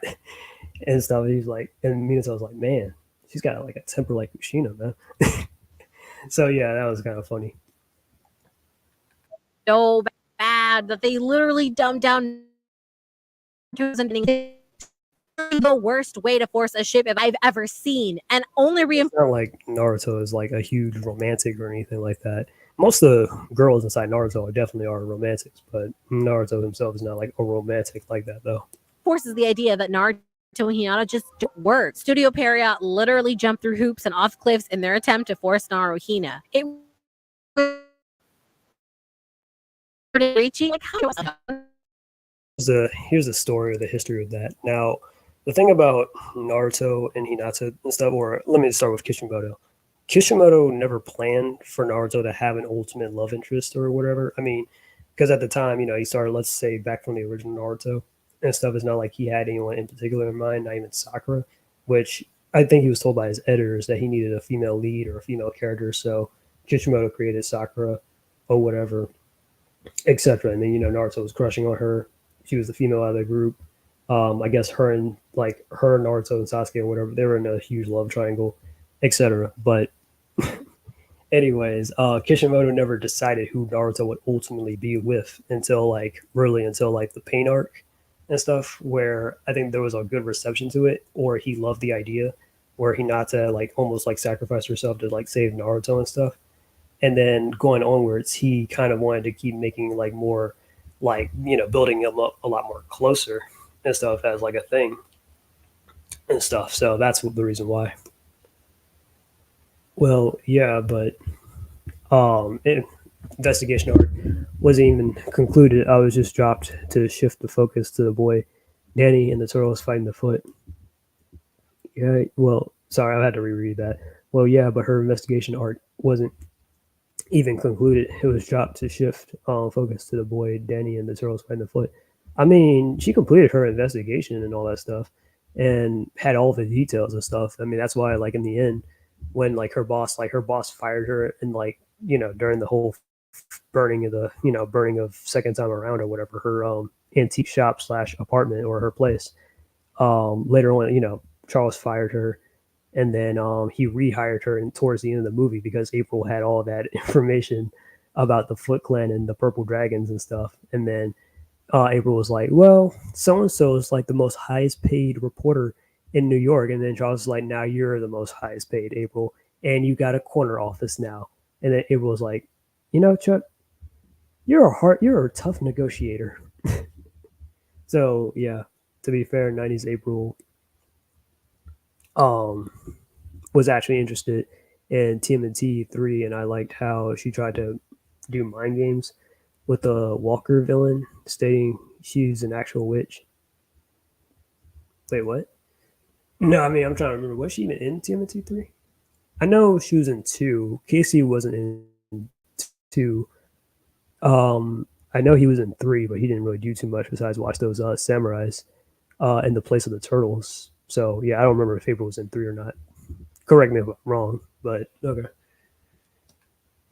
Why did it take Sakura nearly dying to tell him that? Because if all of this is the case, then Naruto's love for Hinata would be the same thing as loving soup, because he has the understanding capacity of a teaspoon.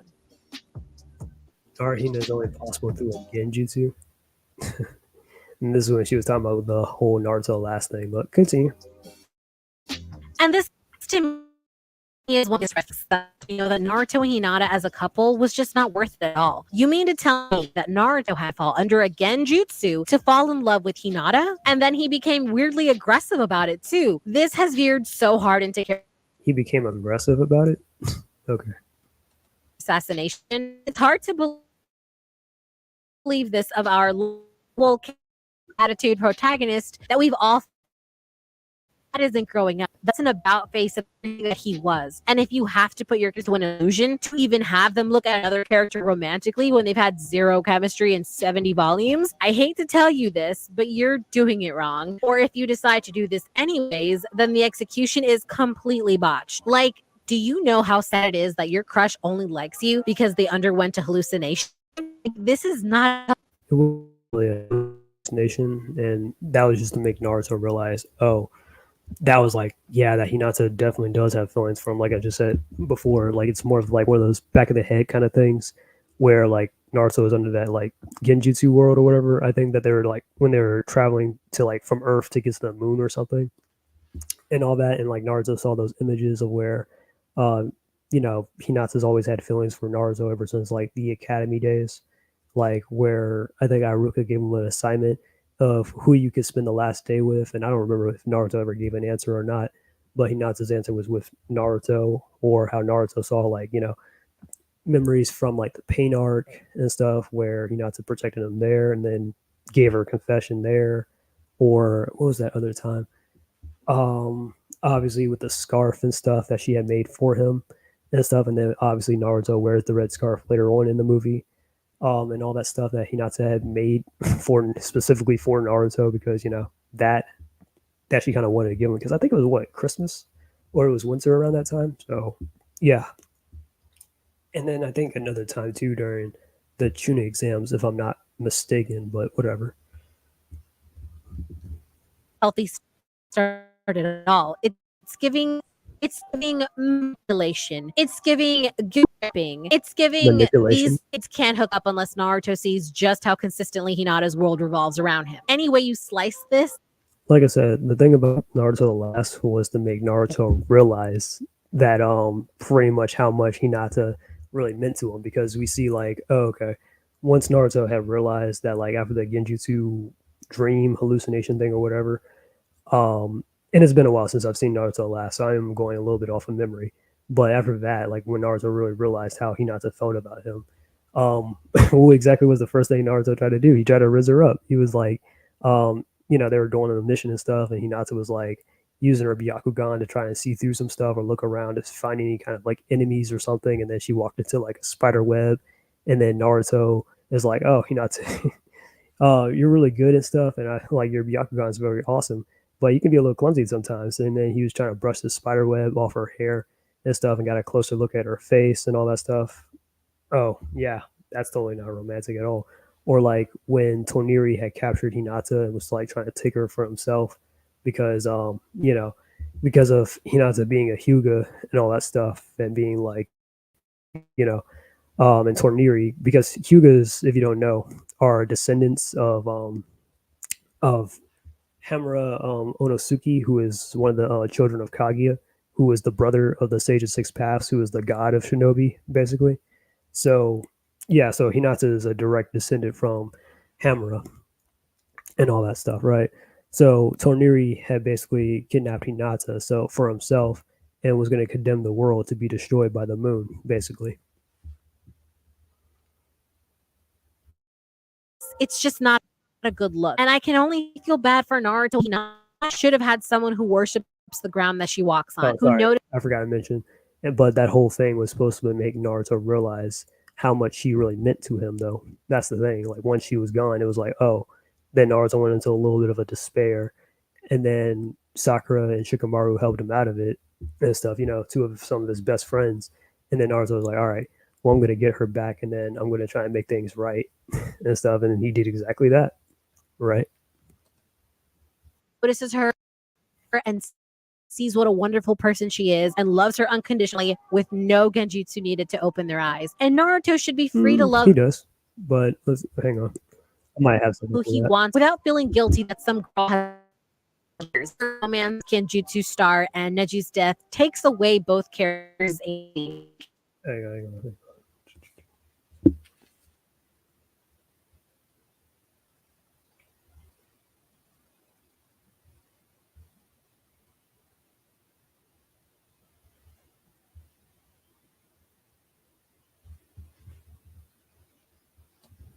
Particularly Naruto. And if there's one thing I loathe, it's anyone's and choice.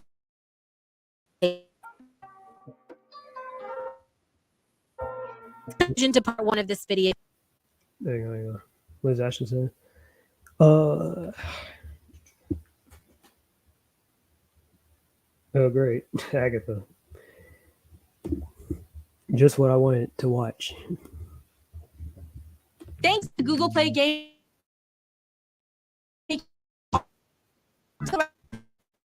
And then continue playing on our PC.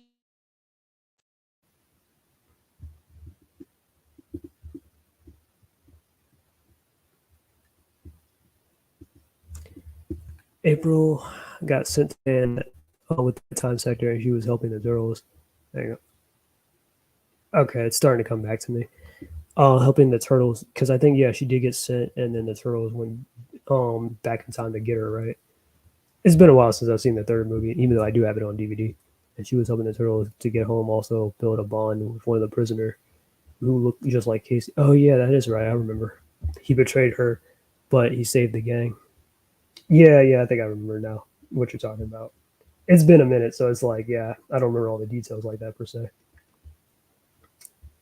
But let me get back. It's back to action. In conclusion to part one.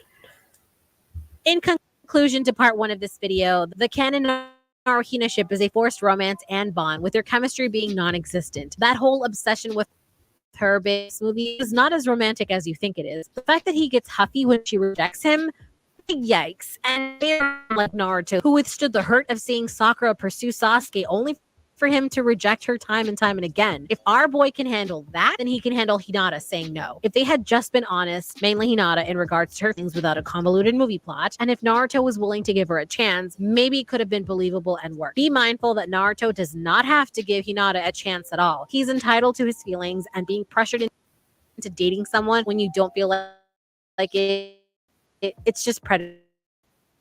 If you wouldn't tolerate that for a woman in Naruto, And yeah, he was given the chance. That's why he got with her at the end of the movie. And pretty much as soon after that, they dated for a little bit and got married. Not too long after that and stuff. And has been kind of happily married for at least over 16 years, going into with Boruto and stuff. So, or at least 17 or whatever. But okay. then don't tolerate it here as well. Now, I did mention this is a part 1 of the video. Part 2 covers post-Shippuden, meaning chapters 700 and beyond, and well into Naruto. I will preface... All right, I think this is where some of that stuff I can definitely bring in my novel knowledge and stuff, since most of it takes place after, it takes place after Shippuden, and mostly in the Boruto era. So, but apparently Naruto and Hinata have no chemistry, even though I kind of brought up all those moments, but okay. Let me, hang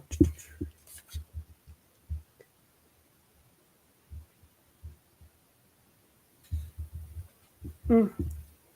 You know what? I'm trying to think. Should I say this now or should I save this for later? Yeah, I'll save it for later.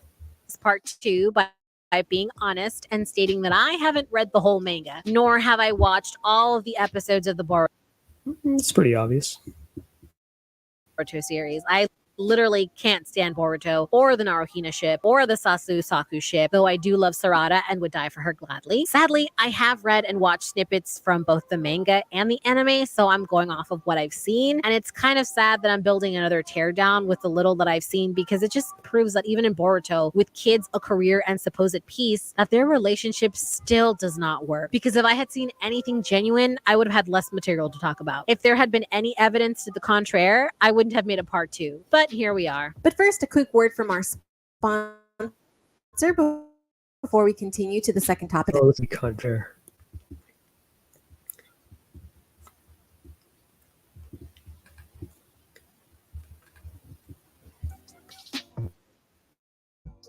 Naruto is an absent dad. Naruto is just barely there for not only the family life, but also Hinata. Like,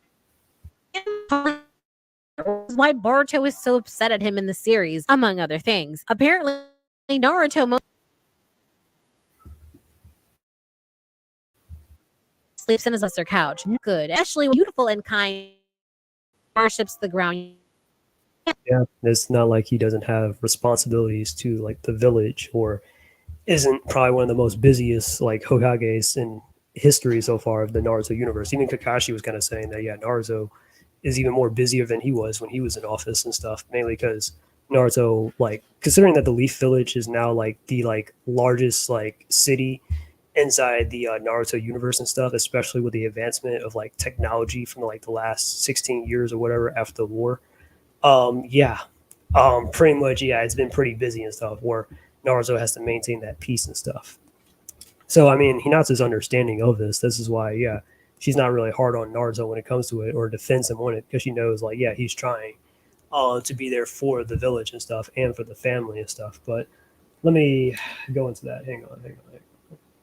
All right, I got 2 things I probably want to add to that one. So I'm going to start off with the whole, when she said Naruto and Hinata don't have any chemistry. So let me go to that one. This is a special one. Naruto speaks about his word. Naruto learns because he was mocking him. That's it.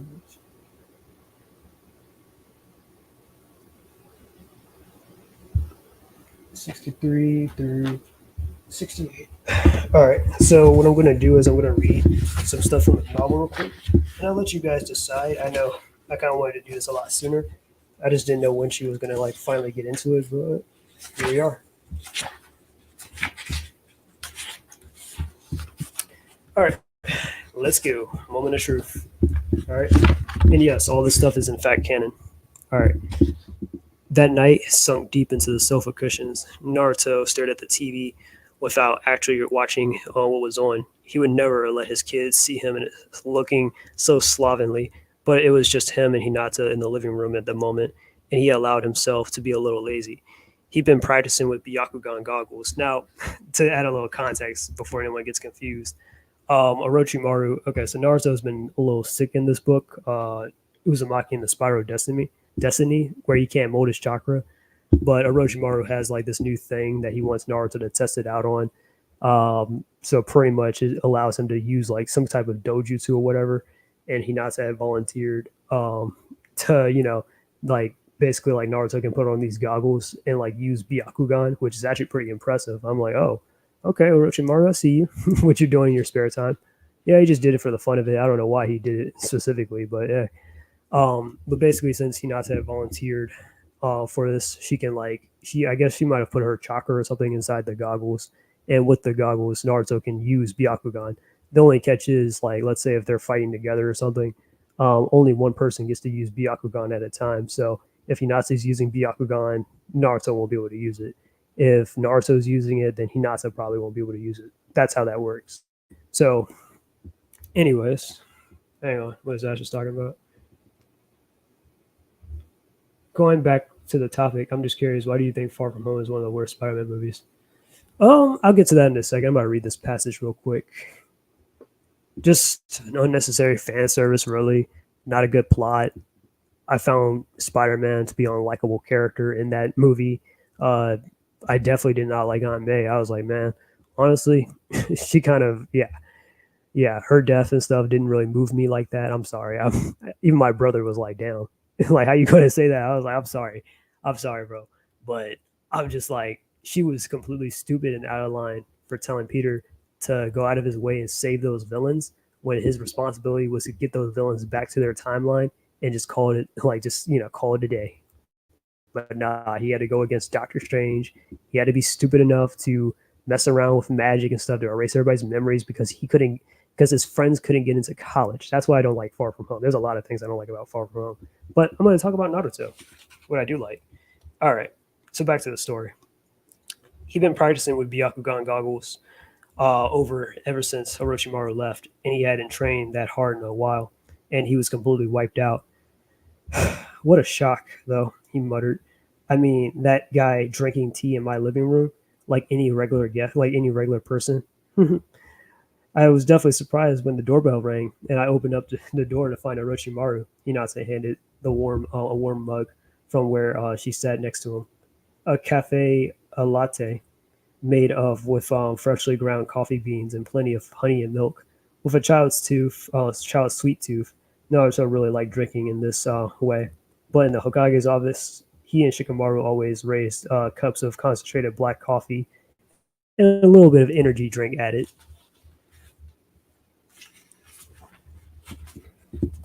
Maybe you were surprised, but you seemed to get along with him just fine, Naruto noted. He clearly wasn't hostile, Hinata said, and he's basically a mom friend. Our kids hang out together after all. The Orochimaru, a mom friend. Naruto cocked his head to one side as he drained his mug, and Hinata gently touched his waist. I think you've gotten skinnier. I mean, his wrist, not his waist, my bad. I think you've gotten skinnier, Naruto. Your chakra is still not up to the usual levels. Oh, no? This is, he tried to protest. You're pushing yourself too hard at work again, huh? They lived together under the same roof, so of course Hinata would notice that he was not in the best shape, and it was obvious to her, a Byakugan user, that his chakra had dropped. He had explained his weariness as overwork from his busy season. He didn't want to have an episode in front of his family, so he had been sisguring himself at an office lately, not coming home too often because of this. Hinata didn't seem to suspect that the actual health was suffering. Anyway, I practiced using Byakugan today with Orochimaru's goggles. Naruto quickly changed the subject. It didn't go too well. To be honest, it was super hard. It's incredible you and old man Heihachi and Hanabe are such masters. Whatever else, there were just too many things to look at. his attention would get caught by something too far back in his field of vision, and he'd trip over things, hit his head on outstretched branches, or give himself a bunch of ugly scratches and bruises. Hinata, isn't there some kind of trick to it? He asked, playing with her hair spilling over her shoulders. A trick.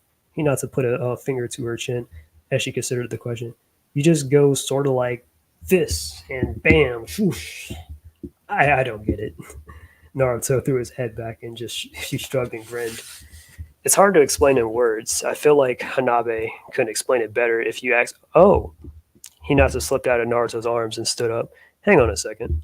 She went upstairs and came back down with a small box, a wicker box woven of cypress and colored with Parmesan dye. Oh, Naruto sat up straighter. Your treasure box. I get to look inside of it today? Special for today. The wicker box normally set aside in a corner of the closet with a treasure chest Hinata had cherished since childhood. She shown him what was inside just once before when they first married. It had been full of memories she made with him. Ticket stubs from date night movies they gone to, wrapping paper and ribbons from presents, leftover yarn from a scarf she knitted him at some point. It had been more than 10 years since then. When she opened the lid, the box that gleamed with like the same luster, after all these years, he saw like the contents had noticeably increased. Pauline wood box containing the umbilical cords of their two children, two acorn necklace Boruto had made for her, a portrait Himawari had drawn, a ticket stub from a live-action teen movie Make Out Paradise, the dotted wrapping paper that she wrapped Naruto's earrings Naruto picked out, they were all in there. Okay, so listen, I'm pretty sure that this will help ever so tenderly. Hinata pulled out an old notebook from the depths of the box. All four corners were thoroughly worn out, and the ribbon tying it shut was frayed to the point of snapping. Naruto flipped through the pages, nothing, noting the neat rows of characters. I feel like I've seen this handwriting before. Well, you see, Hinata mischievously, it's Neji's training log. Neji's? Right. There was Neji's handwriting. Instantly in that moment, memories came flooding back to him like a tap he had turned on. The neat honor student cursive, as if perfectly tracing the example his master Aruka gave them. Neji used to scowl every time he saw Naruto's chicken scratch and say, chaotic characters make a chaotic mind. Naruto dropped his eyes to the page once more. Neji hadn't skipped a single day in this record of training on his own. That's who he was. He was a genius, but he also worked tirelessly and was harder on himself than anyone else. He absolutely refused to compromise. Sonny, be careful not to try and grasp all the chakra flowing through the Kekere network. More effective instead of just turn the gaze on the whole and predict the next chakra movement. Goal for now, to see through all of Tenten's secret tools. Rainy. The usual pair was added today. The second I take my eyes off them, the teen drama starts. Wasn't able to dodge Iron Fan Tenten through. Cut my cheek. How to cover Byakugan's blind spot. Needs study. Sunny. Lost in the first fight of the final selection. I don't have the unpredictability he does, the imagination to upend expectations of others. The notebook was completely yellowed and discolored, but still surprisingly good condition, considering how many years it had withered.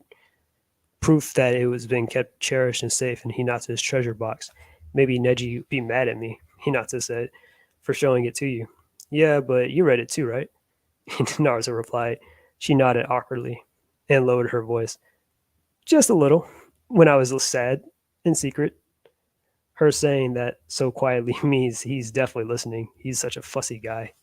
So yeah, I mean, I'm just saying, like, yeah, there are definitely some moments and stuff. I'm like, tell me that was not some good chemistry right there, especially when they're already kind of a couple and everything. But yeah, or how helpful that wasn't, how helpful that was, right? But hey, what do I know, right? It's not like I'm a huge fan of all this stuff or anything, or it's not like some of this stuff, But it is what it is. Or how that kind of already showed you in that, like, paragraph or that whatever alone, that passage alone, that yeah, Hinata definitely has a lot more to her character. Hang on, let me check out what Ash is saying. Well, isn't compassion May's thing, especially since she works for the shelter for homeless people? She always encouraged Peter to follow his way, even when the world crushed it, like in No Way Home. Yeah, I guess, but I mean, she didn't know the terrible things that Norman and Otto and all those other guys have done at that point. And so that's the thing. I'm like, you don't even know these people. These people are literally killers, and you're having all this pity and stuff for them. And then in the end, May dies, and she's a good person, but yet the villains walk away scot free, alive. What? And again, it just undoes all the stuff in those movies too, which I really didn't like. The whole point of Far From Home was that Peter learning not to trust any idols like Mysterio. Oh, okay, and let Tony go, understanding nobody is going to solve his problems. I mean, it was still kind of dumb that he gave Mysterio his, like, the glasses that Tony had entrusted him, or why Tony even like gave him the little glasses for a drone strike. And Peter's not even of the age of 18, or he's not even an adult yet, technically. But okay, I still think it's a terrible movie. And it wasn't just the themes or whatever, but it's just like, yeah, that movie was completely boring to me up until like Mysterio showed up and was like, and he hit Peter with that train. Yeah, that was the only best part to me in that movie, and the effects that Mysterio was doing. I didn't really care much for that. It also had a good message on how much social media shaped our opinions, considering how easily Mysterio turned everyone against Spider-Man and basically created MCU J. Jonah Jameson. I guess, but I mean, I'm just saying, like, it was kind of dumb how Peter just, like, completely, like, gave into his secret identity, which they could have done a thing like Spectacular Spider-Man did, which they did in the comics too, where Peter got unmasked or whatever, or he got exposed, but he tried to still defend his secret because it makes sense for him to keep his secret identity because he has people that he cares about, and his enemies will obviously go after them. They didn't do that in No Way Home or anything like that. It was just, oh, college. Like, what? So stupid.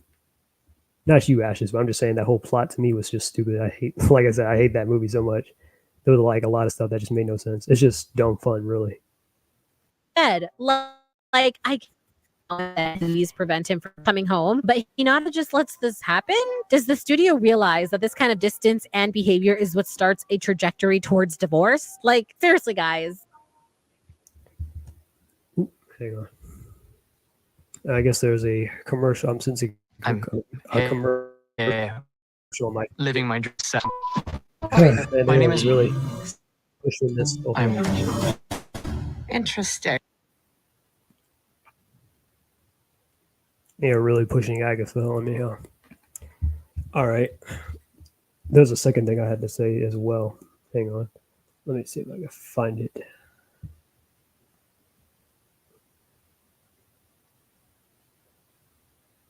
$136 and $138. Tom Holland's Spider-Man movies were awful. Yes, they were. I mean, I liked Homecoming. I thought it was okay, but Far From Home and No Way Home just weren't really good movies. I mean, No Way Home was good financially because of the fan service and because of, again, they had Tobey Maguire and Andrew Garfield, which are obviously a lot more better Spider-Man than Tom Holland, if I'm going to be honest. But yeah. Anyways, back to what I was going to read. All right, where do I even start?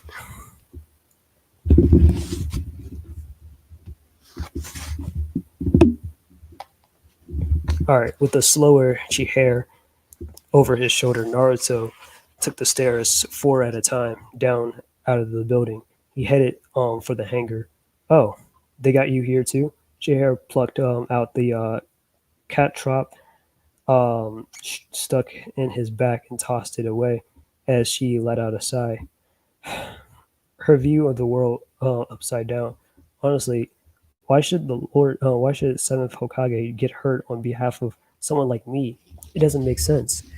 If news gets out, I'm going to be the one taking on the heat, aren't I?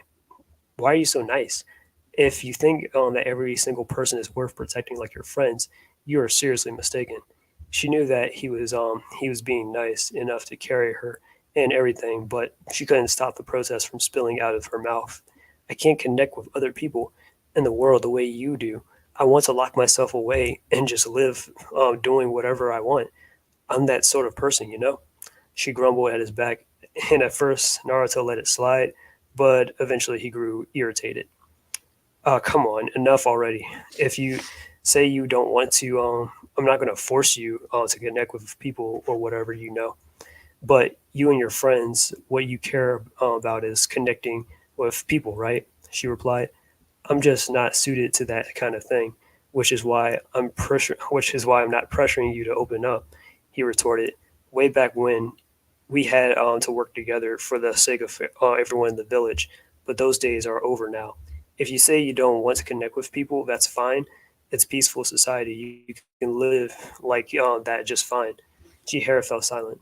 When he told her that she was fine the way she was, she felt irritated, like her bluff was called and heated, and her feelings had lost their place to land. Naruto raced down the steps, his breathing entirely even, and his voice suddenly grew gentler. So Hinata, the family's she was born into was pretty famous shinobi family, and the times being what they were, of course, she became a shinobi too. But she was never the type of for like fighting people and taking on those battles. If she had been born now, I feel like she would have picked a different job. And not like and I'm sure the whole bunch of other people really didn't want to like fight, but forced themselves to do it anyway. I've always wanted to change it so that they had a choice. Whenever he talked about his wife, his voice softened. Chihara sighed as he stared at his broad back. His wife must be an amazing, not all twisted like me. So I'm serious. You don't need to force yourself to connect with people. Do if you end up feeling like that's what you want to do. He leapt down the last 12 stairs from the landing and reached the first floor from 27th and blink of an eye. And that's pretty much what Naruto thinks about Hinata and stuff, or how he was saying about like her growing up and all that stuff, and just his perspective. Now let's see what else I got.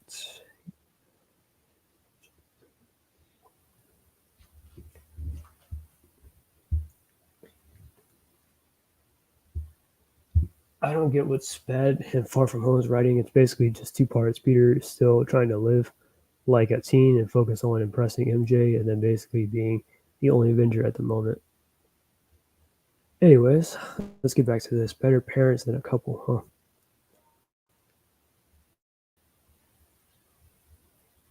I don't know if anyone can give me any evidence to the contrary, but I really don't see I do. NaruHina on any date nights or any allusion to it. Like, I haven't seen any moments. Now, I don't have the books on me, but I do have it at my mom's house actually. But there are some stuff from like the novels where, yeah, like after the Naruto the last, like yeah, Naruto and Hinata have been on dates and stuff. Like in the novels, I'm gonna try and go in order here if I can remember. The what was it? The soccer novel. Yeah, in the soccer novel, not Naruto and Sakura, Naruto and Hinata have been going on a lot more missions and stuff together, and they're already dating at this point after Naruto the last. And then we go into Sasuke Sunrise, which takes place a little bit later. It's not that much later, but this story is actually in the anime too, in Naruto Shippuden. But basically, Naruto and Hinata was also working together and was stopping like some of the some of the enemies and stuff like that, or people that got kind of turned into bombs that almost blew up the Leaf Village. So that was also pretty cool. So if you want to go see that, I would say like I can't tell you the specific episodes, but I could tell you it's kind of like one of the last couple of episodes of Naruto Shippuden and stuff. It was like yeah, one of Sasuke's stories. And then what else is there? And then, or if you want a more anime kind of like what you call it, yeah, even in Boruto, like yeah, they brought up how like one time when Naruto and Boruto just stepped out to like hang out or whatever, you know, because I think they got kicked out for making a noise or something. So Naruto was like, "Hey, you want to get some ramen?" They got a little Ichiraku ramen shop or whatever, and Naruto was like, "Oh yeah, I have this little coupon that Ichiraku had gave me back during my wedding day and stuff, which is a little bit of a present." that, which is funny too, because I think in Shippuden, yeah, he just made that up like randomly on the spot. He was like, "Oh man, I don't got a gift for Naruto. Well, I guess I'll just give him this, and he just have free ramen or something." And then over 12 or so years later, Naruto's cashing on that card. He's like, "Yeah, all right, me and Boruto could probably just use this." He's like, "Yeah, I had this since my wedding." And then Boruto's staring at the picture frames and stuff, and he sees like his parents up there, and he's like, "Wait, what's this?" And then there's a there was like a little eating contest for ramen and stuff, and I think Naruto was like in third place, Choji in second, and then in first place for ramen eating contest was Hinata. So yeah, they've definitely been on dates and stuff like that before, or have done activities and all that stuff together. Okay, or been on missions or whatever, that kind of thing. No harsh feelings. By the way, I'm just messing with you. And like, I like to have challenging debates. I really wasn't interested in the MCU Spider-Man No Way Home. Okay, it's cool. I mean, I don't mind. I'm just saying, like, it's not really, like those movies just weren't really all that great, or I just don't see the merit in it. But let's continue. Where it's just the two of them doing anything remotely romantic. Like, people do realize that you still need to constantly show your partner romantic affection and should always be wooing them even after you have kids and a career, right? That's something a healthy marriage needs. And let me go to this, like this right here. Hang on. 104.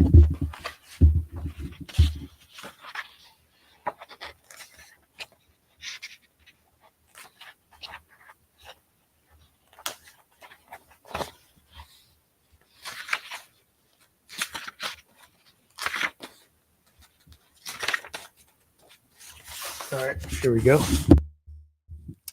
Let me see. All right, the floodgates having opened, Naruto proceeded to tell her all kinds of stories about his friends. How Choji sobbing at his heart out at Sai and Ino's wedding was one thing, but even Shikamaru had cried a little. How they got a little too involved in playing the game of life, and the new year arrived before they even realized it. How he and his friends had come together and racked their brains to come up with a plan to get Master Kakashi's mask off and see his bare face. How one time Sai had poured his whole heart into a cartoon beast mimicry drawing that was so scary they were all stunned. How before Naruto's marriage, Master Iruka and Sakura had given him intense training in cooking, something he was not great at. I practiced a couple of dishes over and over until I could make them super good, but that's it. Hinata was surprised at how good my cooking was, but the truth is there was plenty of dishes buried in the dark before I showed her. Soggy chain hand rice, curry with potato mush instead of chunks.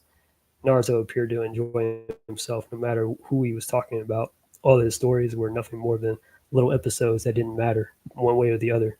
Jair found it strange that he could just chat so happily about these people. The person clearly liked his friends beyond reason. I'm just not seeing anything healthy. You could argue they do it off screen. Any glimpses into their home life that we get, and it's mostly them just acting as parents. Always some. Yeah, because the series is called Boruto, and obviously Boruto is their son, so duh. Of course, we're going to see them acting like parents because that is his parents. Problem happening. Don't get me wrong. Parenting is a large part of their life. At this point, they seem more like roommates who happen to have kids together. Let's see if I have something for that one.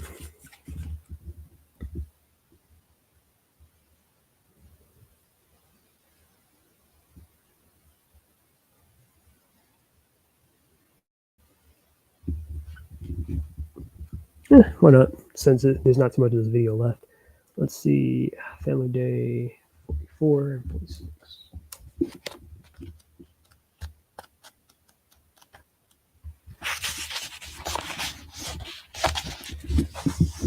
So you're home. Naruto's eyes flew open.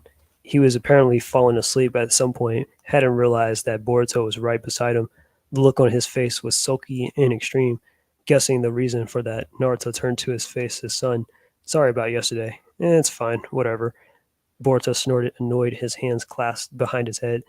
So then he wasn't mad that Naruto hadn't been able to make it home, which meant that he was just in a bad mood because he spent the whole day sleeping. Or maybe Naruto turned his mind towards the entryway. Himawari was still showing Hinata the various presents the day he had brought her. You wanted to hang out today, too, Naruto asked. What? Boruto threw his head back in shock. Why would I want it? Why would I want that? I just wanted to complain because the hamburgers you brought back were so teeny. The bag's not completely empty though. Naruto pointed to the Thunder Burger bag on the desk. Boruto glanced over, had it, and stiffened up. He flapped his mouth open like a goldfish, looking for some other excuse. Let me get back to this. And then Naruto noticed that he had something in his hand, a flyer, although it was mostly hidden behind his head, so he couldn't make out the details. The page was crumbled, just like the Himawari that morning. But Naruto could just barely make out the name of the shop, Ninja Tools 101010. Smiling wearily, so as not to show that he guessed that what was going on, Naruto had put a hand in his pocket. You'd probably rather have a video game, but Lightning Scroll, was it? I don't really get that stuff, though. He pulled out a long cylinder package and offered it to Boruto. What? His son raised his eyebrow. What's this? It's a present. Believe it. I figured hamburgers alone weren't quite enough. Huh? Cocking his head to one side, Boruto opened up the package. A kunai with blades at both ends and a hilt glittered brand new. This, a grin began to spread across his face, but he quickly pursed his lips to maintain his sulk. He crumbled the kunai packaging and whirled around, but as he was leaving the room, Naruto had heard him whisper thanks in the smallest voice. Yep, his own voice to reply was also small. He shot another weary grin after his complicated son before he settled down back on the sofa. There was someone else we had to speak with. So hey, come on, stop grumbling. Already, I picked Shikaku because of a bit of a mix-up. Believe it. How long are you gonna pout? I'm absolutely a fox over Tanuki, you know. I mean, I get the Kasune fried tofu on my ramen, everything. Fox ramen, right? So are you listening? Hey, come on. I said, hey, Karama. Yeah. So that's what I'm saying. Like, yeah, Naruto has a pretty good relationship with his kids and stuff. Yeah. Is there some like not drama, but is there some like some hiccups here and there and stuff like that? Yeah, there definitely is. But yeah, but Naruto has a pretty nice life and all that stuff. Him and Hinata and stuff. I'm not saying it's perfect, like as in like, yeah, they probably don't have some stuff, some dilemmas here and there, but who doesn't? Like which family doesn't? Let's continue. Boruto doesn't start talking from Hinata to knock it off. So what shitty childhood like? Why are you just letting this kid run amok in the village and cause havoc for everyone else? You know, just in his behavior, Boruto just isn't even there most time.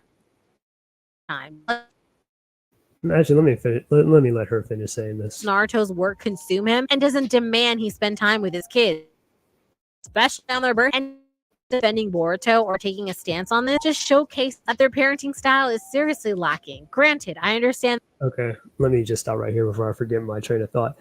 All right, so first off, where did I even begin? All right, first off, Hinata demanding Naruto to spend more time with Himawari or Boruto on their birthdays and all that stuff. It's not that Naruto purposely misses their birthdays or whatever. And yeah, I know it was kind of dumb that Naruto sent a shadow clone in his place to go to Himawari's birthday.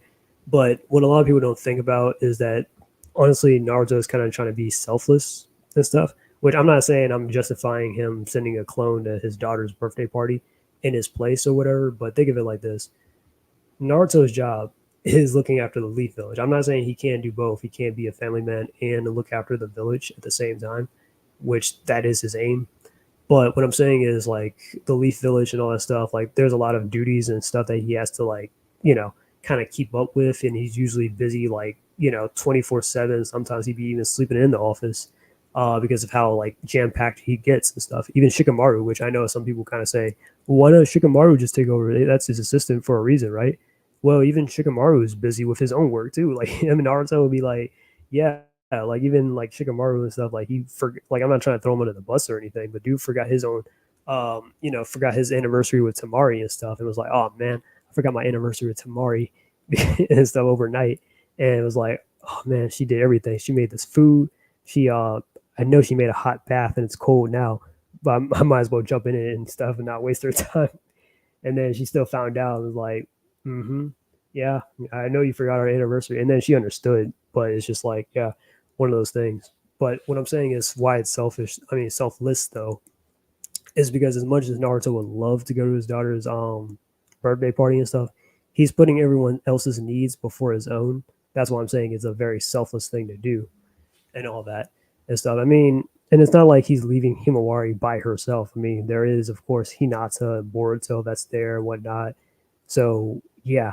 So it's not like, oh, she doesn't know what it's like to like be lonely or without a parent or something like that. You know what I mean?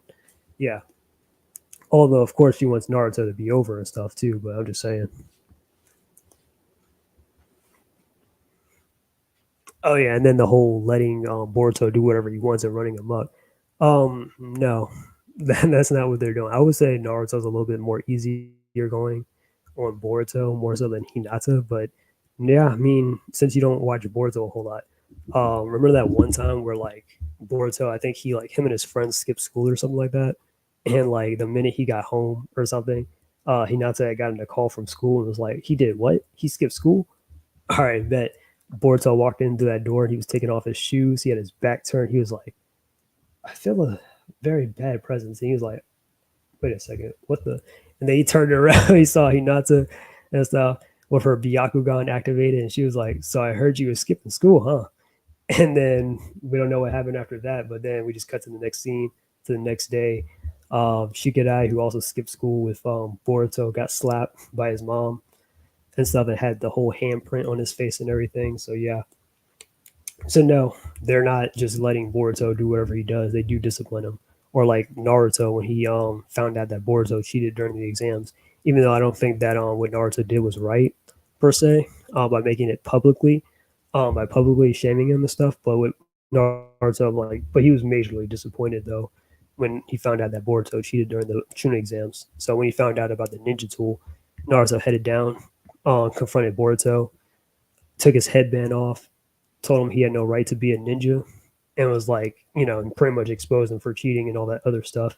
And then, that's when the Onitsuki's attacked and all that stuff. And then later on, after Boruto, like, comes in and saves the day and stuff along with the Kages, him and Naruto kind of made a promise that they would try to do better.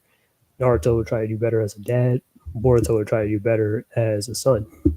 That's all. But yeah, they do come down hard on Boruto. It's not like, or not hard, but they just don't. Yeah, but it's not like they just let him do whatever he wants. Like, no. And that Naruto grew up without parents, and Hinata did not have a great example. Hashi flip. Himawari is only the way she is, but she hasn't encountered a no yet. I'm literally convinced of that. There needs to be some teamwork between them to raise their kids for the better, but I hardly see that, and I knew it was going to be that way from the minute chapter 700 was dropped. Bento scene. I'm figuratively screaming. The person Naruto thinks of when Boruto mentions the bento isn't Hinata, who slaved away making it for him, but Team 7. The inconsiderateness. Like, Naruto gives so little.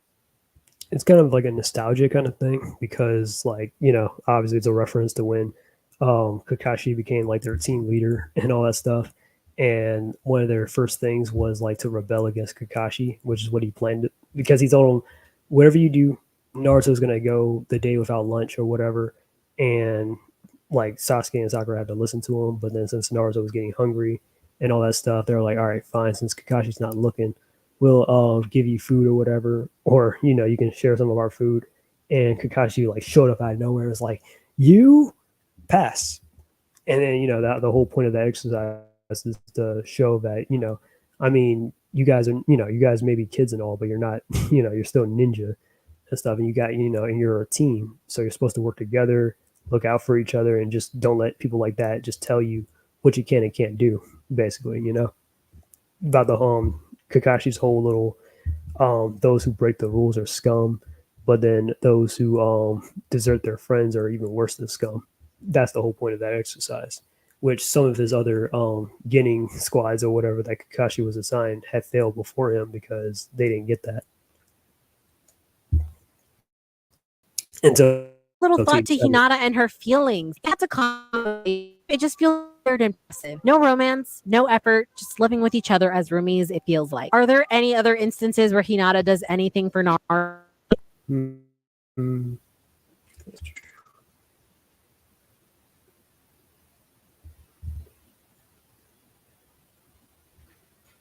Not related to Naruto, do you think Rat King works better as a mysterious monster, ancient god, or mad scientist? Scientist, and I like to find parallels with Kurt Connors. For the Rat King, honestly, it's kind of a little bit of how do I put this? It's kind of like a little bit tough. I'm not saying I ever thought about this before, but I would say like, what would I say about the Rat King? Yeah, it's kind of a tough call. I mean, for me personally, I prefer him as the mad scientist as he was inside the 2012 series, where he had the psychic powers and stuff, and then he went blind, and you went from like that to like looking like Scarecrow in a second, that was pretty cool. But yeah, that's the story I would prefer for a Rat King. But the Rat King has so many stories and stuff, which it's all pretty interesting, and you can kind of do like a Joker thing where you have like the three Jokers or something like that, or different Rat Kings or different versions or something like that. I don't know. But yeah, that just take on the name Rat King. But yeah, but I would say like I would go with the 2012 series in my opinion. But anyways, yeah, it's not like Naruto doesn't do anything to get better. Like I don't know, he's taken some advice from Sakura about how to get better, as far as like a relationship goes, what to do, um, to like help out Hinata or whatever. Not like he's not good with the kids, or don't take her out on dates, or he didn't just go through learning how to cook and stuff. I mean, yeah, it's not like he doesn't use all that to better himself, right? And they're just roommates, just living together. Cool story, bro. Actually acknowledges her effort. Where like Naruto went missing because of Kawaki, or they got sealed away.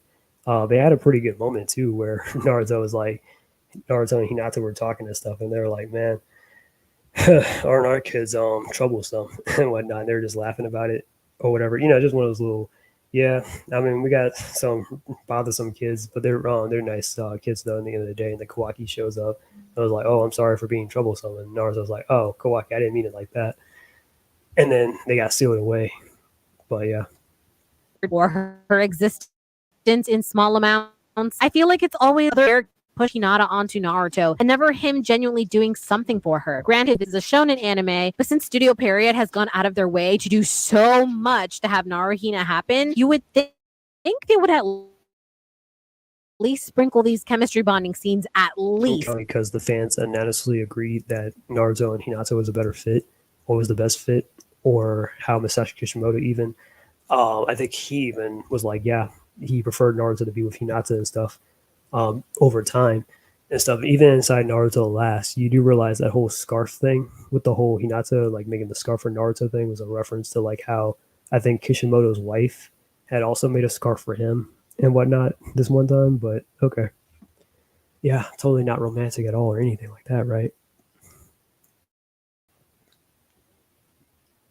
Instead, everything enforced. Like, Heihachi. You cannot be the indulgent, harmless grandfather when you treated your daughter like complete shit, constantly favoring the other and also perpetuating the class system. I wouldn't really say he favored Hanabe, because he treated Hanabe kind of the same way as well. Just that he was kind of preparing her to be like the new like head of the Hyuga clan, basically. Family and letting your and the subject where his life. Heihachi also did not allow his brother to take the hit from him. He volunteered and stuff. It means little compared to the daughter you didn't even like. Like, no, take accountability for your and get back to me. Excusing terrible past actions and letting them get a free pass because they're old and love their grandkids. service affected Well, and the destroys. thing about Higashi is he's definitely changed. Like, tell me that if you some of the people out there that do have kids, um, or you might have like a niece or nephew or something, but you've had like your parents or something like where their tone to like the grandkids are a lot more different because they're respectful enough to allow you to raise your own kids compared to like I don't know um how they raise them and all that stuff. I don't know. I can kind of see that with like some of my nana and stuff, or I can see that with like you know some of my parents or whatever. I'm just saying where yeah, it's kind of a little bit noticeable whenever they have like grandkids or something like that, or I see somebody on that level, their whole thing's a lot more different and stuff. Where they kind of like they're a little bit less stern with their grandkids than they were with their kids growing up because they're directly raising their kids compared to grandkids. Oops. The justice that they deserve. A real life example would be folks now who just want to live a peaceful life and pretend that they were never racist towards people, gay, women, etc., and actively participate that made millions upon millions. I don't know where this is coming from, and I completely forgot all about that. But whatever.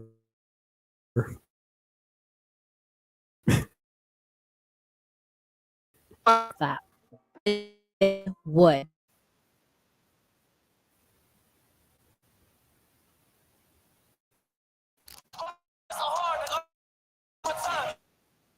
Tonight, it's all on the line for these young athletes. They have spent their whole lives preparing for this. I gotta keep dreaming, I gotta keep going, I gotta keep pushing. They put in the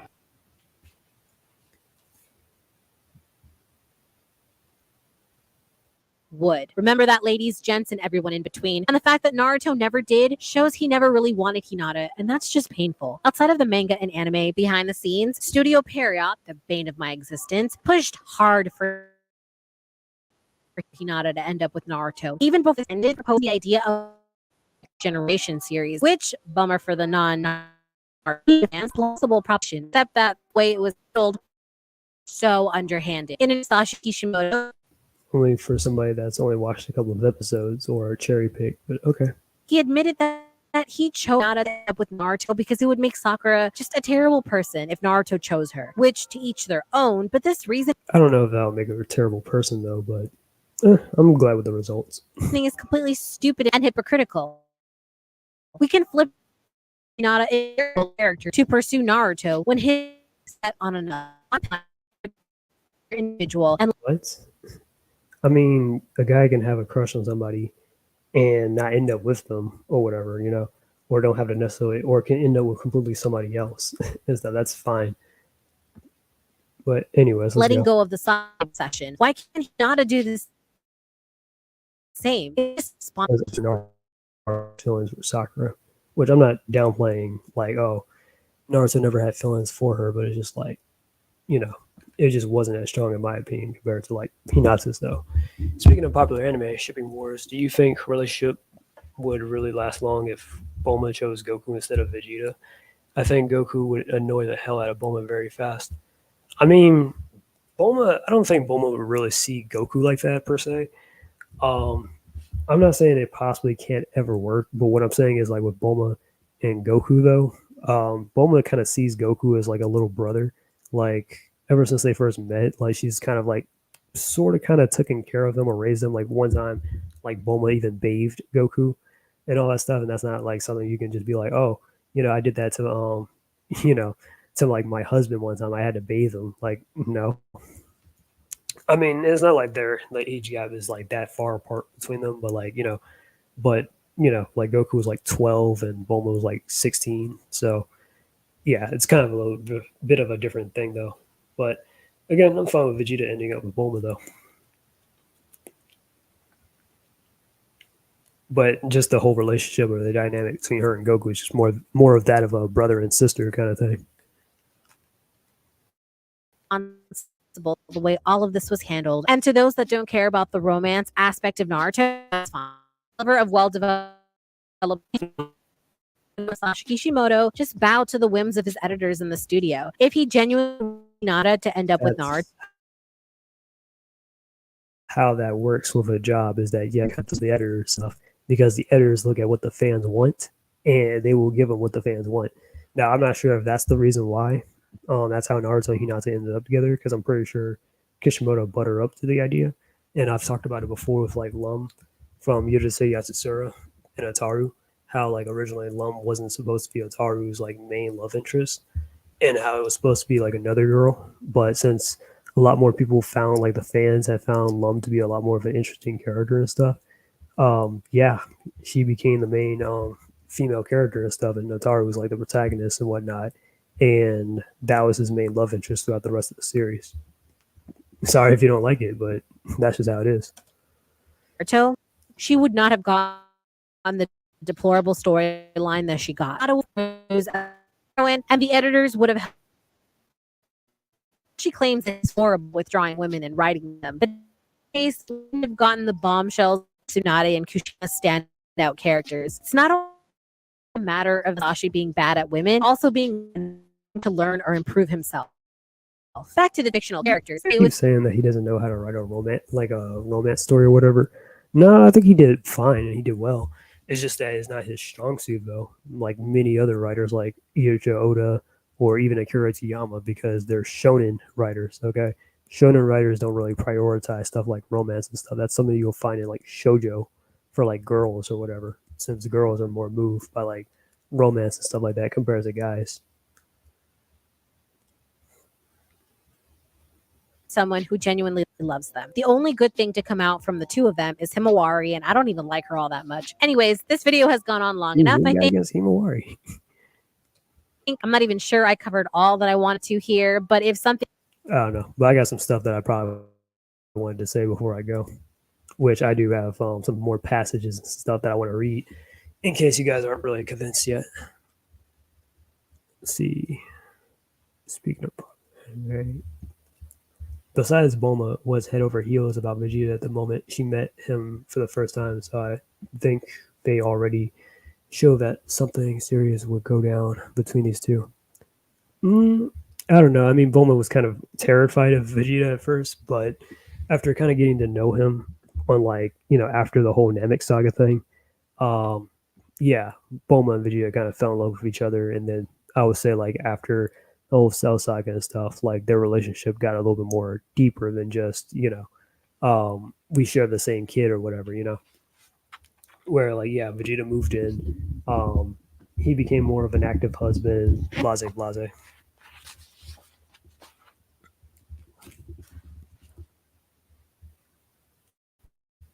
All right, so what else do I have left to read that I wrote down? Ooh, I definitely do got a long one right here, so I hope you guys are interested. Oh yeah, this conversation between Hinata and Sasuke. Now, some people actually say that Hinata hasn't progressed or grown as a character, which I completely disagree with and stuff, and I'll definitely like show you guys here when I read this out. So let's hear it. Let's see. 58.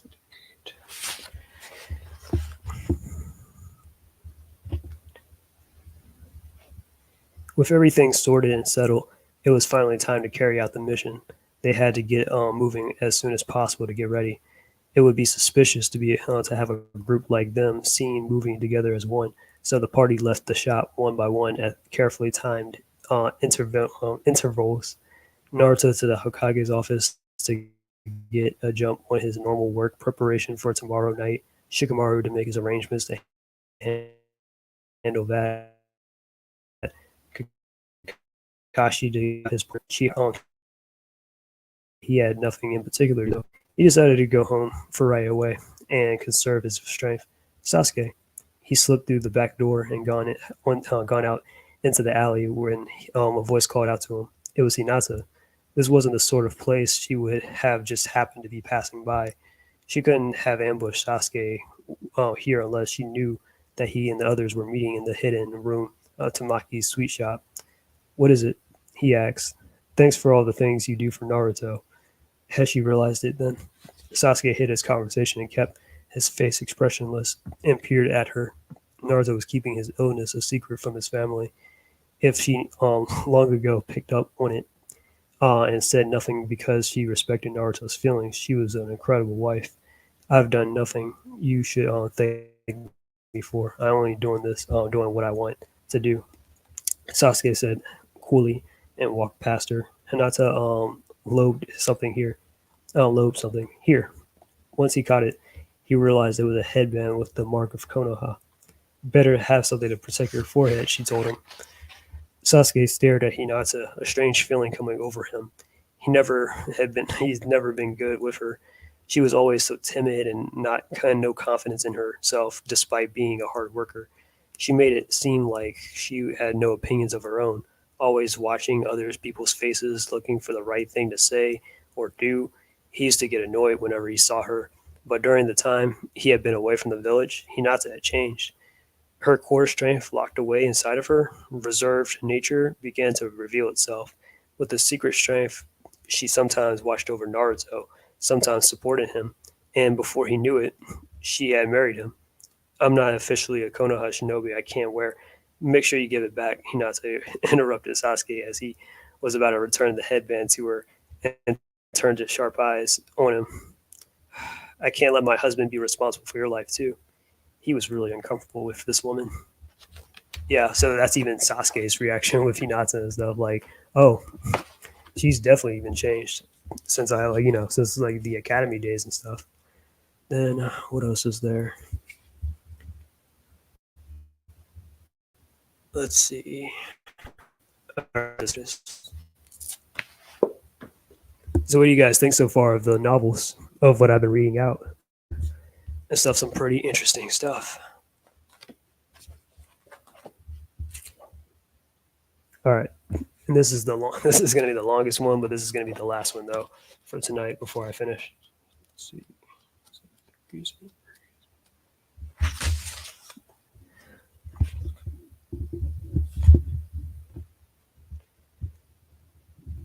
The wooden bucket hit the floor in a large outdoor bath, which was surrounded by a wall of trees.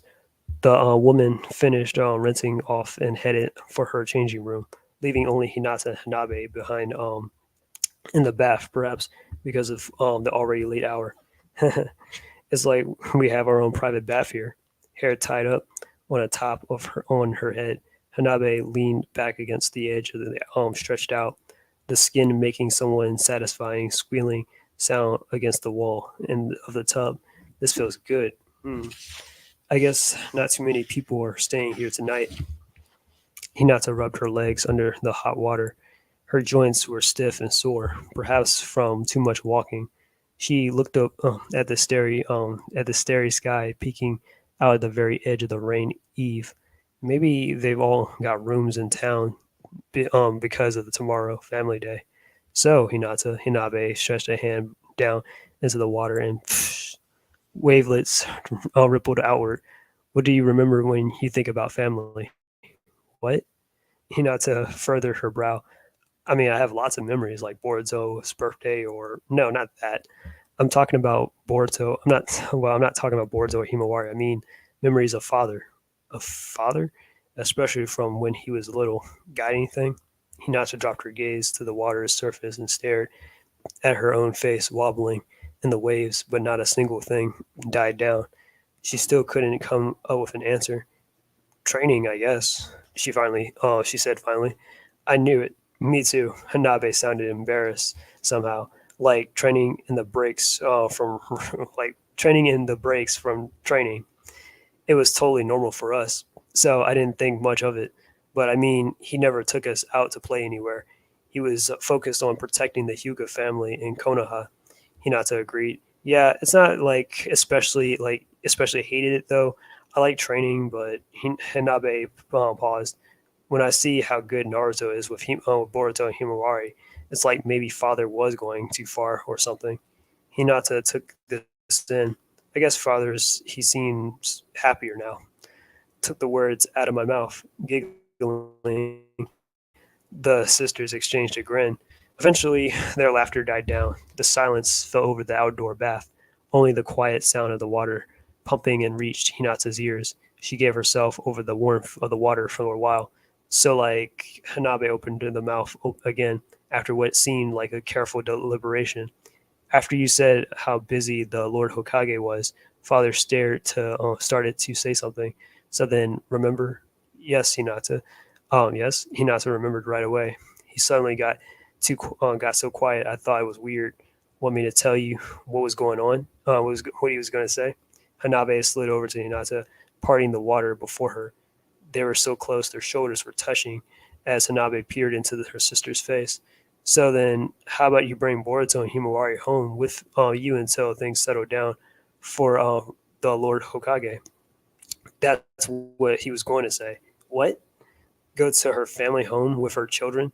She was taken utterly off guard, and all she could do was stare at her sister frozen.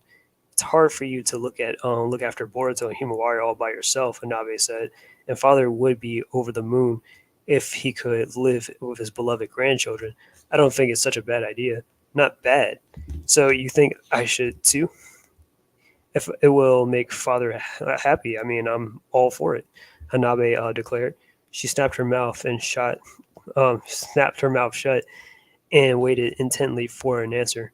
But there was no way Hinata could simply just decide something like that on the spur of the moment. A hint of despair crept into her sister's white eyes. You don't want to? I want to help for father's sake, but Hinata trailed off.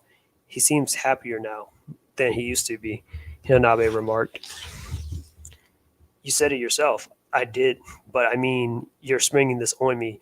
How am I supposed to what? Silence once more. Hanabe's despair wasn't just in her eyes now, it spread throughout her whole body. This is going nowhere, she said in a strained voice and stepped out of the bath. She wound a towel around herself and Hinata heard a familiar sound. Let's settle this right now. Hinabe looked down at her with Byakugan eyes. We fight, Hinata. If I win, you come home. What are you here? Don't be silly, Hinata tried to smooth things over. But she knew, looking at Hanabe, that this is no joke. She was dead serious, a fact that came through loud and clear. Her little sister meant business. What, you afraid to lose? Hanabe challenged. Hinata was at a loss for words. Still not talking. Come on, get ready. Hurry up. Reluctantly, Hinata got out of the bath and wrapped a towel around herself. With her eyes, she asked, do we really have to do this?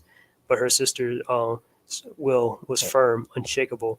With no other choice, Hinata focused her power in her eyes, bringing out her Byakugan, and faced Hanabe. She remembered how they sparred when they were little, mock battles in the courtyard of the main house with the Hyuga family watching over them.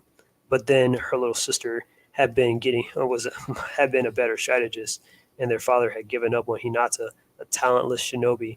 But her trip down memory lane didn't last long. Haname came flying at her without a word or any starting signal. The heel of her sister's palm drove into her. She parried one arm and dodged the striking hand, the follow with her other. Hanabe whirled around and launched the sword hand at her, but Hinata sank down and dodged it by a hair's breadth. The chakra imbued in each of every blow was so great that one direct hit could decide the whole fight. Hinata struck one with a hand, too, and no sooner than that sister dodged than this. She was sweeping out for a kick to knock Hanabe to the floor, perhaps judging that she wouldn't be able to completely absorb the kick. Hanabe threw herself backward, then took a step to get even more distance between them. Hinata saw her opportunity and stepped forward with a palm strike, but Hanabe brushed it aside with a fist, knocking her off balance. Her sister didn't miss the chance to counterattack with another palm strike. Yeah, Hinata just barely managed to dodge, but if Hanabe kept charging her like this, she wouldn't be able to avoid the next hit. She thrust her palm out into a sweeping stroke, a single blow at her chin. Hanabe twisted her head to avoid the strike, but the force of Hinata's blow kicked up a sudden gust and pulled her hair down from where it was tied on the top of her head. Brownish black hair flew out around her, and she kept backwards, perhaps impelled by the sudden halo of hair. Neither of them was breathing hard, but Hinata was frustrated. She was duller than when she had been active duty and working missions. Hanabe couldn't have been going easy on her because of this, and indeed, her little sister opened her mouth and dispelled any doubt she might have had. I'm surprised. I planned to decide this on the first blow. You're still pretty sharp, huh, Hinata? When it comes to the basics, I've been teaching Boruto at home.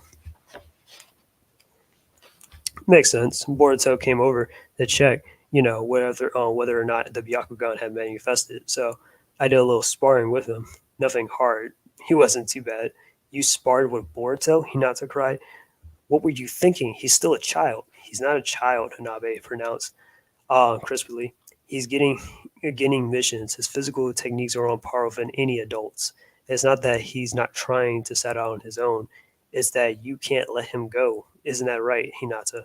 You She was at a loss for words. Can you really say I'm wrong? Her sister said, as if returning to the conversation at the house, although all trace of the mischievous she's seen on Hinabe's face had been completely vanished. It's the same as father becoming grandfather.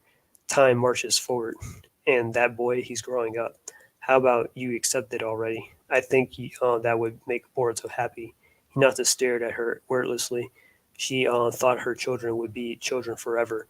They come to her in tears when they skin their knees. They crawl into the futons with her, and when they had scary dreams. But Boruto had already stopped crying in front of her and wasn't frightened at scary dreams anymore. He's not a child anymore. Suddenly, she remembered when what her father had said at the house. It's more difficult than you imagine to admit you're old. That was exactly it, she thought. Time flowed and Boruto moved away from her. She hadn't wanted to accept it, so she pretended she didn't see it. Pretend he would forever be the child who needed her. And I just want father and Boruto to be happy. Hanabe started to close the distance between them once more. Hinata stepped forward at the ready, but her sister was already 10 steps ahead. Right hand, left hand, one palm strike after another. I want that for you too, Hinata. After dodging the strikes, Hinata dropped down and tried to sweep Hinabe's feet out from under her. But her sister leaped up to somehow invade her and then dropped down from the sky, kicking. Me. She crossed her arms and managed to catch her sister's leg somehow. The shock shuddered through her very bones. Unconsciously, she stiffened up. The Hokage promised on your wedding day, he promised to make you happy. Hanabe bounced up from where she landed and charged Hinata's fist flying. Hinata just barely managed to keep from being hit. But then the palm strike flew in, catching her unaware. But he didn't keep the promise he did he? Hanabe shouted as he launched it on roundhouse from behind to sweep Hinata's feet out from under her, while still attacking relentlessly with her hands, and then shot out a dizzy succession of kicks. Hinata practically fell over backward, but then he managed to somehow dodge. Dodge somehow. Still, her narrow escape left her no room to counterattack, and she was forced to keep repeating. Sorry, I kind of lost my place here. He's too busy with Hokage work. He would never come home. Without hesitation, Hanabe swooped in closer and dropped down, ready to strike with her hands again. If he saw the house was empty, his family gone, Hinata wouldn't be able to escape this one unscathed. She braced herself and got ready to strike. Then maybe he would actually pay attention to his family. In the next instant, his sister blows slammed against each other. The air itself ripped apart and echoed throughout the deserted bath area. Neither of their hands had hit home. Instead, they slipped off and to the sides, but now that their arms were crossed against each other, neither sister could move. They were too close to each other to launch another blow. Her sister had a heartbeat away from her. Hinata stared into her eyes. She thought that this would be enough to see what her sister was feeling, and in fact, it was. But she couldn't believe her sister was so upset about this. You're wrong, Hanabe, Hinata whispered. How am I wrong? Hanabe glanced at Hinata's side with stern eyes, perhaps seeing the opening there. She swept aside their dreadlocked arms and lashed out with a palm strike, but Hinata had left herself open as bait. She twisted around and dodged the blow with flowing movement before striking down Hanabe's outstretched arm. Ah! Her sister fell forward, her back defenseless. Hinata hesitated for an instant, but then slammed her arm down to her sister's back. Ow! Hanabe hit the wooden floor face first. Hinata let out a sigh. A long sigh. Not a sister, not at her sister, but rather a sigh of relief that the contest had finally been decided. That's my win, yeah? Holding her nose, Hanabe turned partway towards her. She released her Byakugan, but her eyes looked resentful. Still, she didn't protest Hinata's decision. Instead, she asked in a teary voice, "How am I wrong?" Hinata looked around the outdoor bath. Here, the Onsen Shika, I don't even know how to pronounce all that. The bathhouse, basically. I have a lot of memories in this place. She smiled fondly. I came here on my honeymoon with Naruto. He hasn't changed a bit since then. Hanabe was sulking, utterly uninterested, but Hinata paid her no mind. Some memories take shape and stick with you, and some don't. Places, memories. Do you want to forget your time training with father? Sometimes, Hanabe admitted, like the days when he would yell at me because I wasn't getting any better. But all of it? Well, Hanabe fell silent. But that was the answer in in of itself, and she knew that just as well Hinata did. For Boruto and Himawari, all their memories right now are in that house. The sunflower seeds we planted in the garden, the notches in the wall to record how tall they were. Um, those, she hesitated, but then steeled herself to continue. Those memories are important. A time when Boruto was a child who needed me. That's why I can't come home. Hanabe looked sad at this, and her cheeks were cool from the evaporated bathwater, but now she felt them warm, never so slightly. You're right, Hanabe. Naruto is busy, but he's absolutely keeping his promise. I'm happy. I've always been. I feel the same way as I did when we were here on our honeymoon. A gentle smile played on her lips because I love Naruto. Okay, enough, stop. I get it. Don't make me listen to you gush about him. Hanabe sounded entirely unamused. As she plugged her ears, she even squeezed her eyes shut, not even wanting to look at her sister's flushed cheeks. Once you get started about that lovey-dovey stuff, you never stop. Seriously. It makes my ears hurt. Well, ouch. You don't have to go that far. Well, if fine, she said. This too quietly for Hinata to hear, though. What did you say? Hinata asked. Nothing. Hanabe let an exaggerated sigh and moved towards the tub. I got all worked up for nothing. I'm totally chilled to the bone. Maybe I'll jump back into the bath. You should warm up too. Perhaps because of her eyes was still shut, her foot got caught in the edge of the tub and fell into the forward into the bath. A huge plum of water splashed, and drops of bath water flew everywhere. All right, I know that was pretty long, but that was the end of the passage. So that's pretty much had to show you the difference between Hinata from when she was inside the beginning of Naruto and how she is like in her thoughts and opinions now. And I know I'm using the novel versions of it and stuff, but it's still kind of canon and it kind of goes into a little bit more detail or a little bit more in depth about the characters' mindset. That's why I like to go to it and stuff. Or again, I've named some examples from the manga or the anime and stuff. So there's no need to be rigid and just be like, well, in the manga, this isn't here, but I'm going to disregard the anime. No, that's stupid. I'm sorry. I'm like, yeah, no, there's a lot of stuff in the anime and stuff that really focuses a lot on the characters. Even that one scene where like Hinata, like you say, Hinata doesn't have any interest, but remember that one scene from like the anime filler back from the original Naruto when Naruto, Hinata, and her friends like Kiba, I can't remember if Kiba and Shino were there, but they all went on a mission together, and like Naruto like stepped out because he had to like pee in the bushes or whatever, and he saw like Hinata like was like naked or whatever, and she was like dancing and stuff. He didn't get a good look at her because it was like dark at night or whatever, but she was basically doing some dance or something like that. I guess probably it's a hobby of hers or something. And then when she heard like Naruto or whatever, she was like, "Oh," she dipped, and Naruto was like, "Wait, what happened?" Like he didn't know it was her, or he didn't know she was naked or whatever. But yeah, stuff like that is kind of like a little bit important. But that's all I have to say there. Let's see if there's anything else she has to say.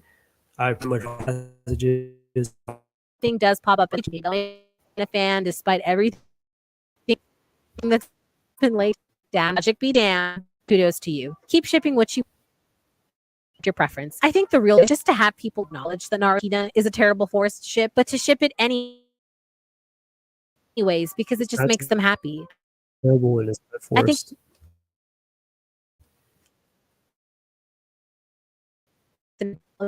then I'll later much to Trust say me, about that if pairing. I And did that video, if I decided to do that now, this video would have been another 3 hours long.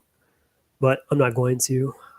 I am about to end it right now, but I already have like 10 pages done for the NaruHina portion. So I know for a fact that I have tons to say about it. More so than NaruHina, since Sakura is my babe and they did her so dirty. And it will not all fit here in this video comfortably. Thus, expect the Sasusaku version of this video sometime in the future, y'all. If you're interested in looking, it's in my description box below. And you a smaller snapshot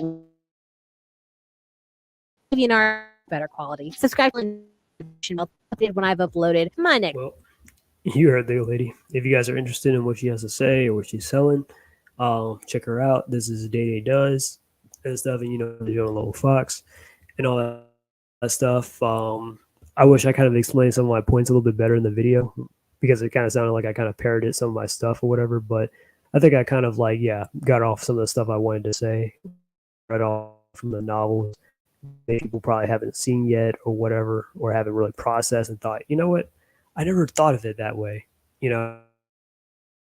But I definitely read stuff Because with the right watching like filler scenes, just perfect. watch the commercial.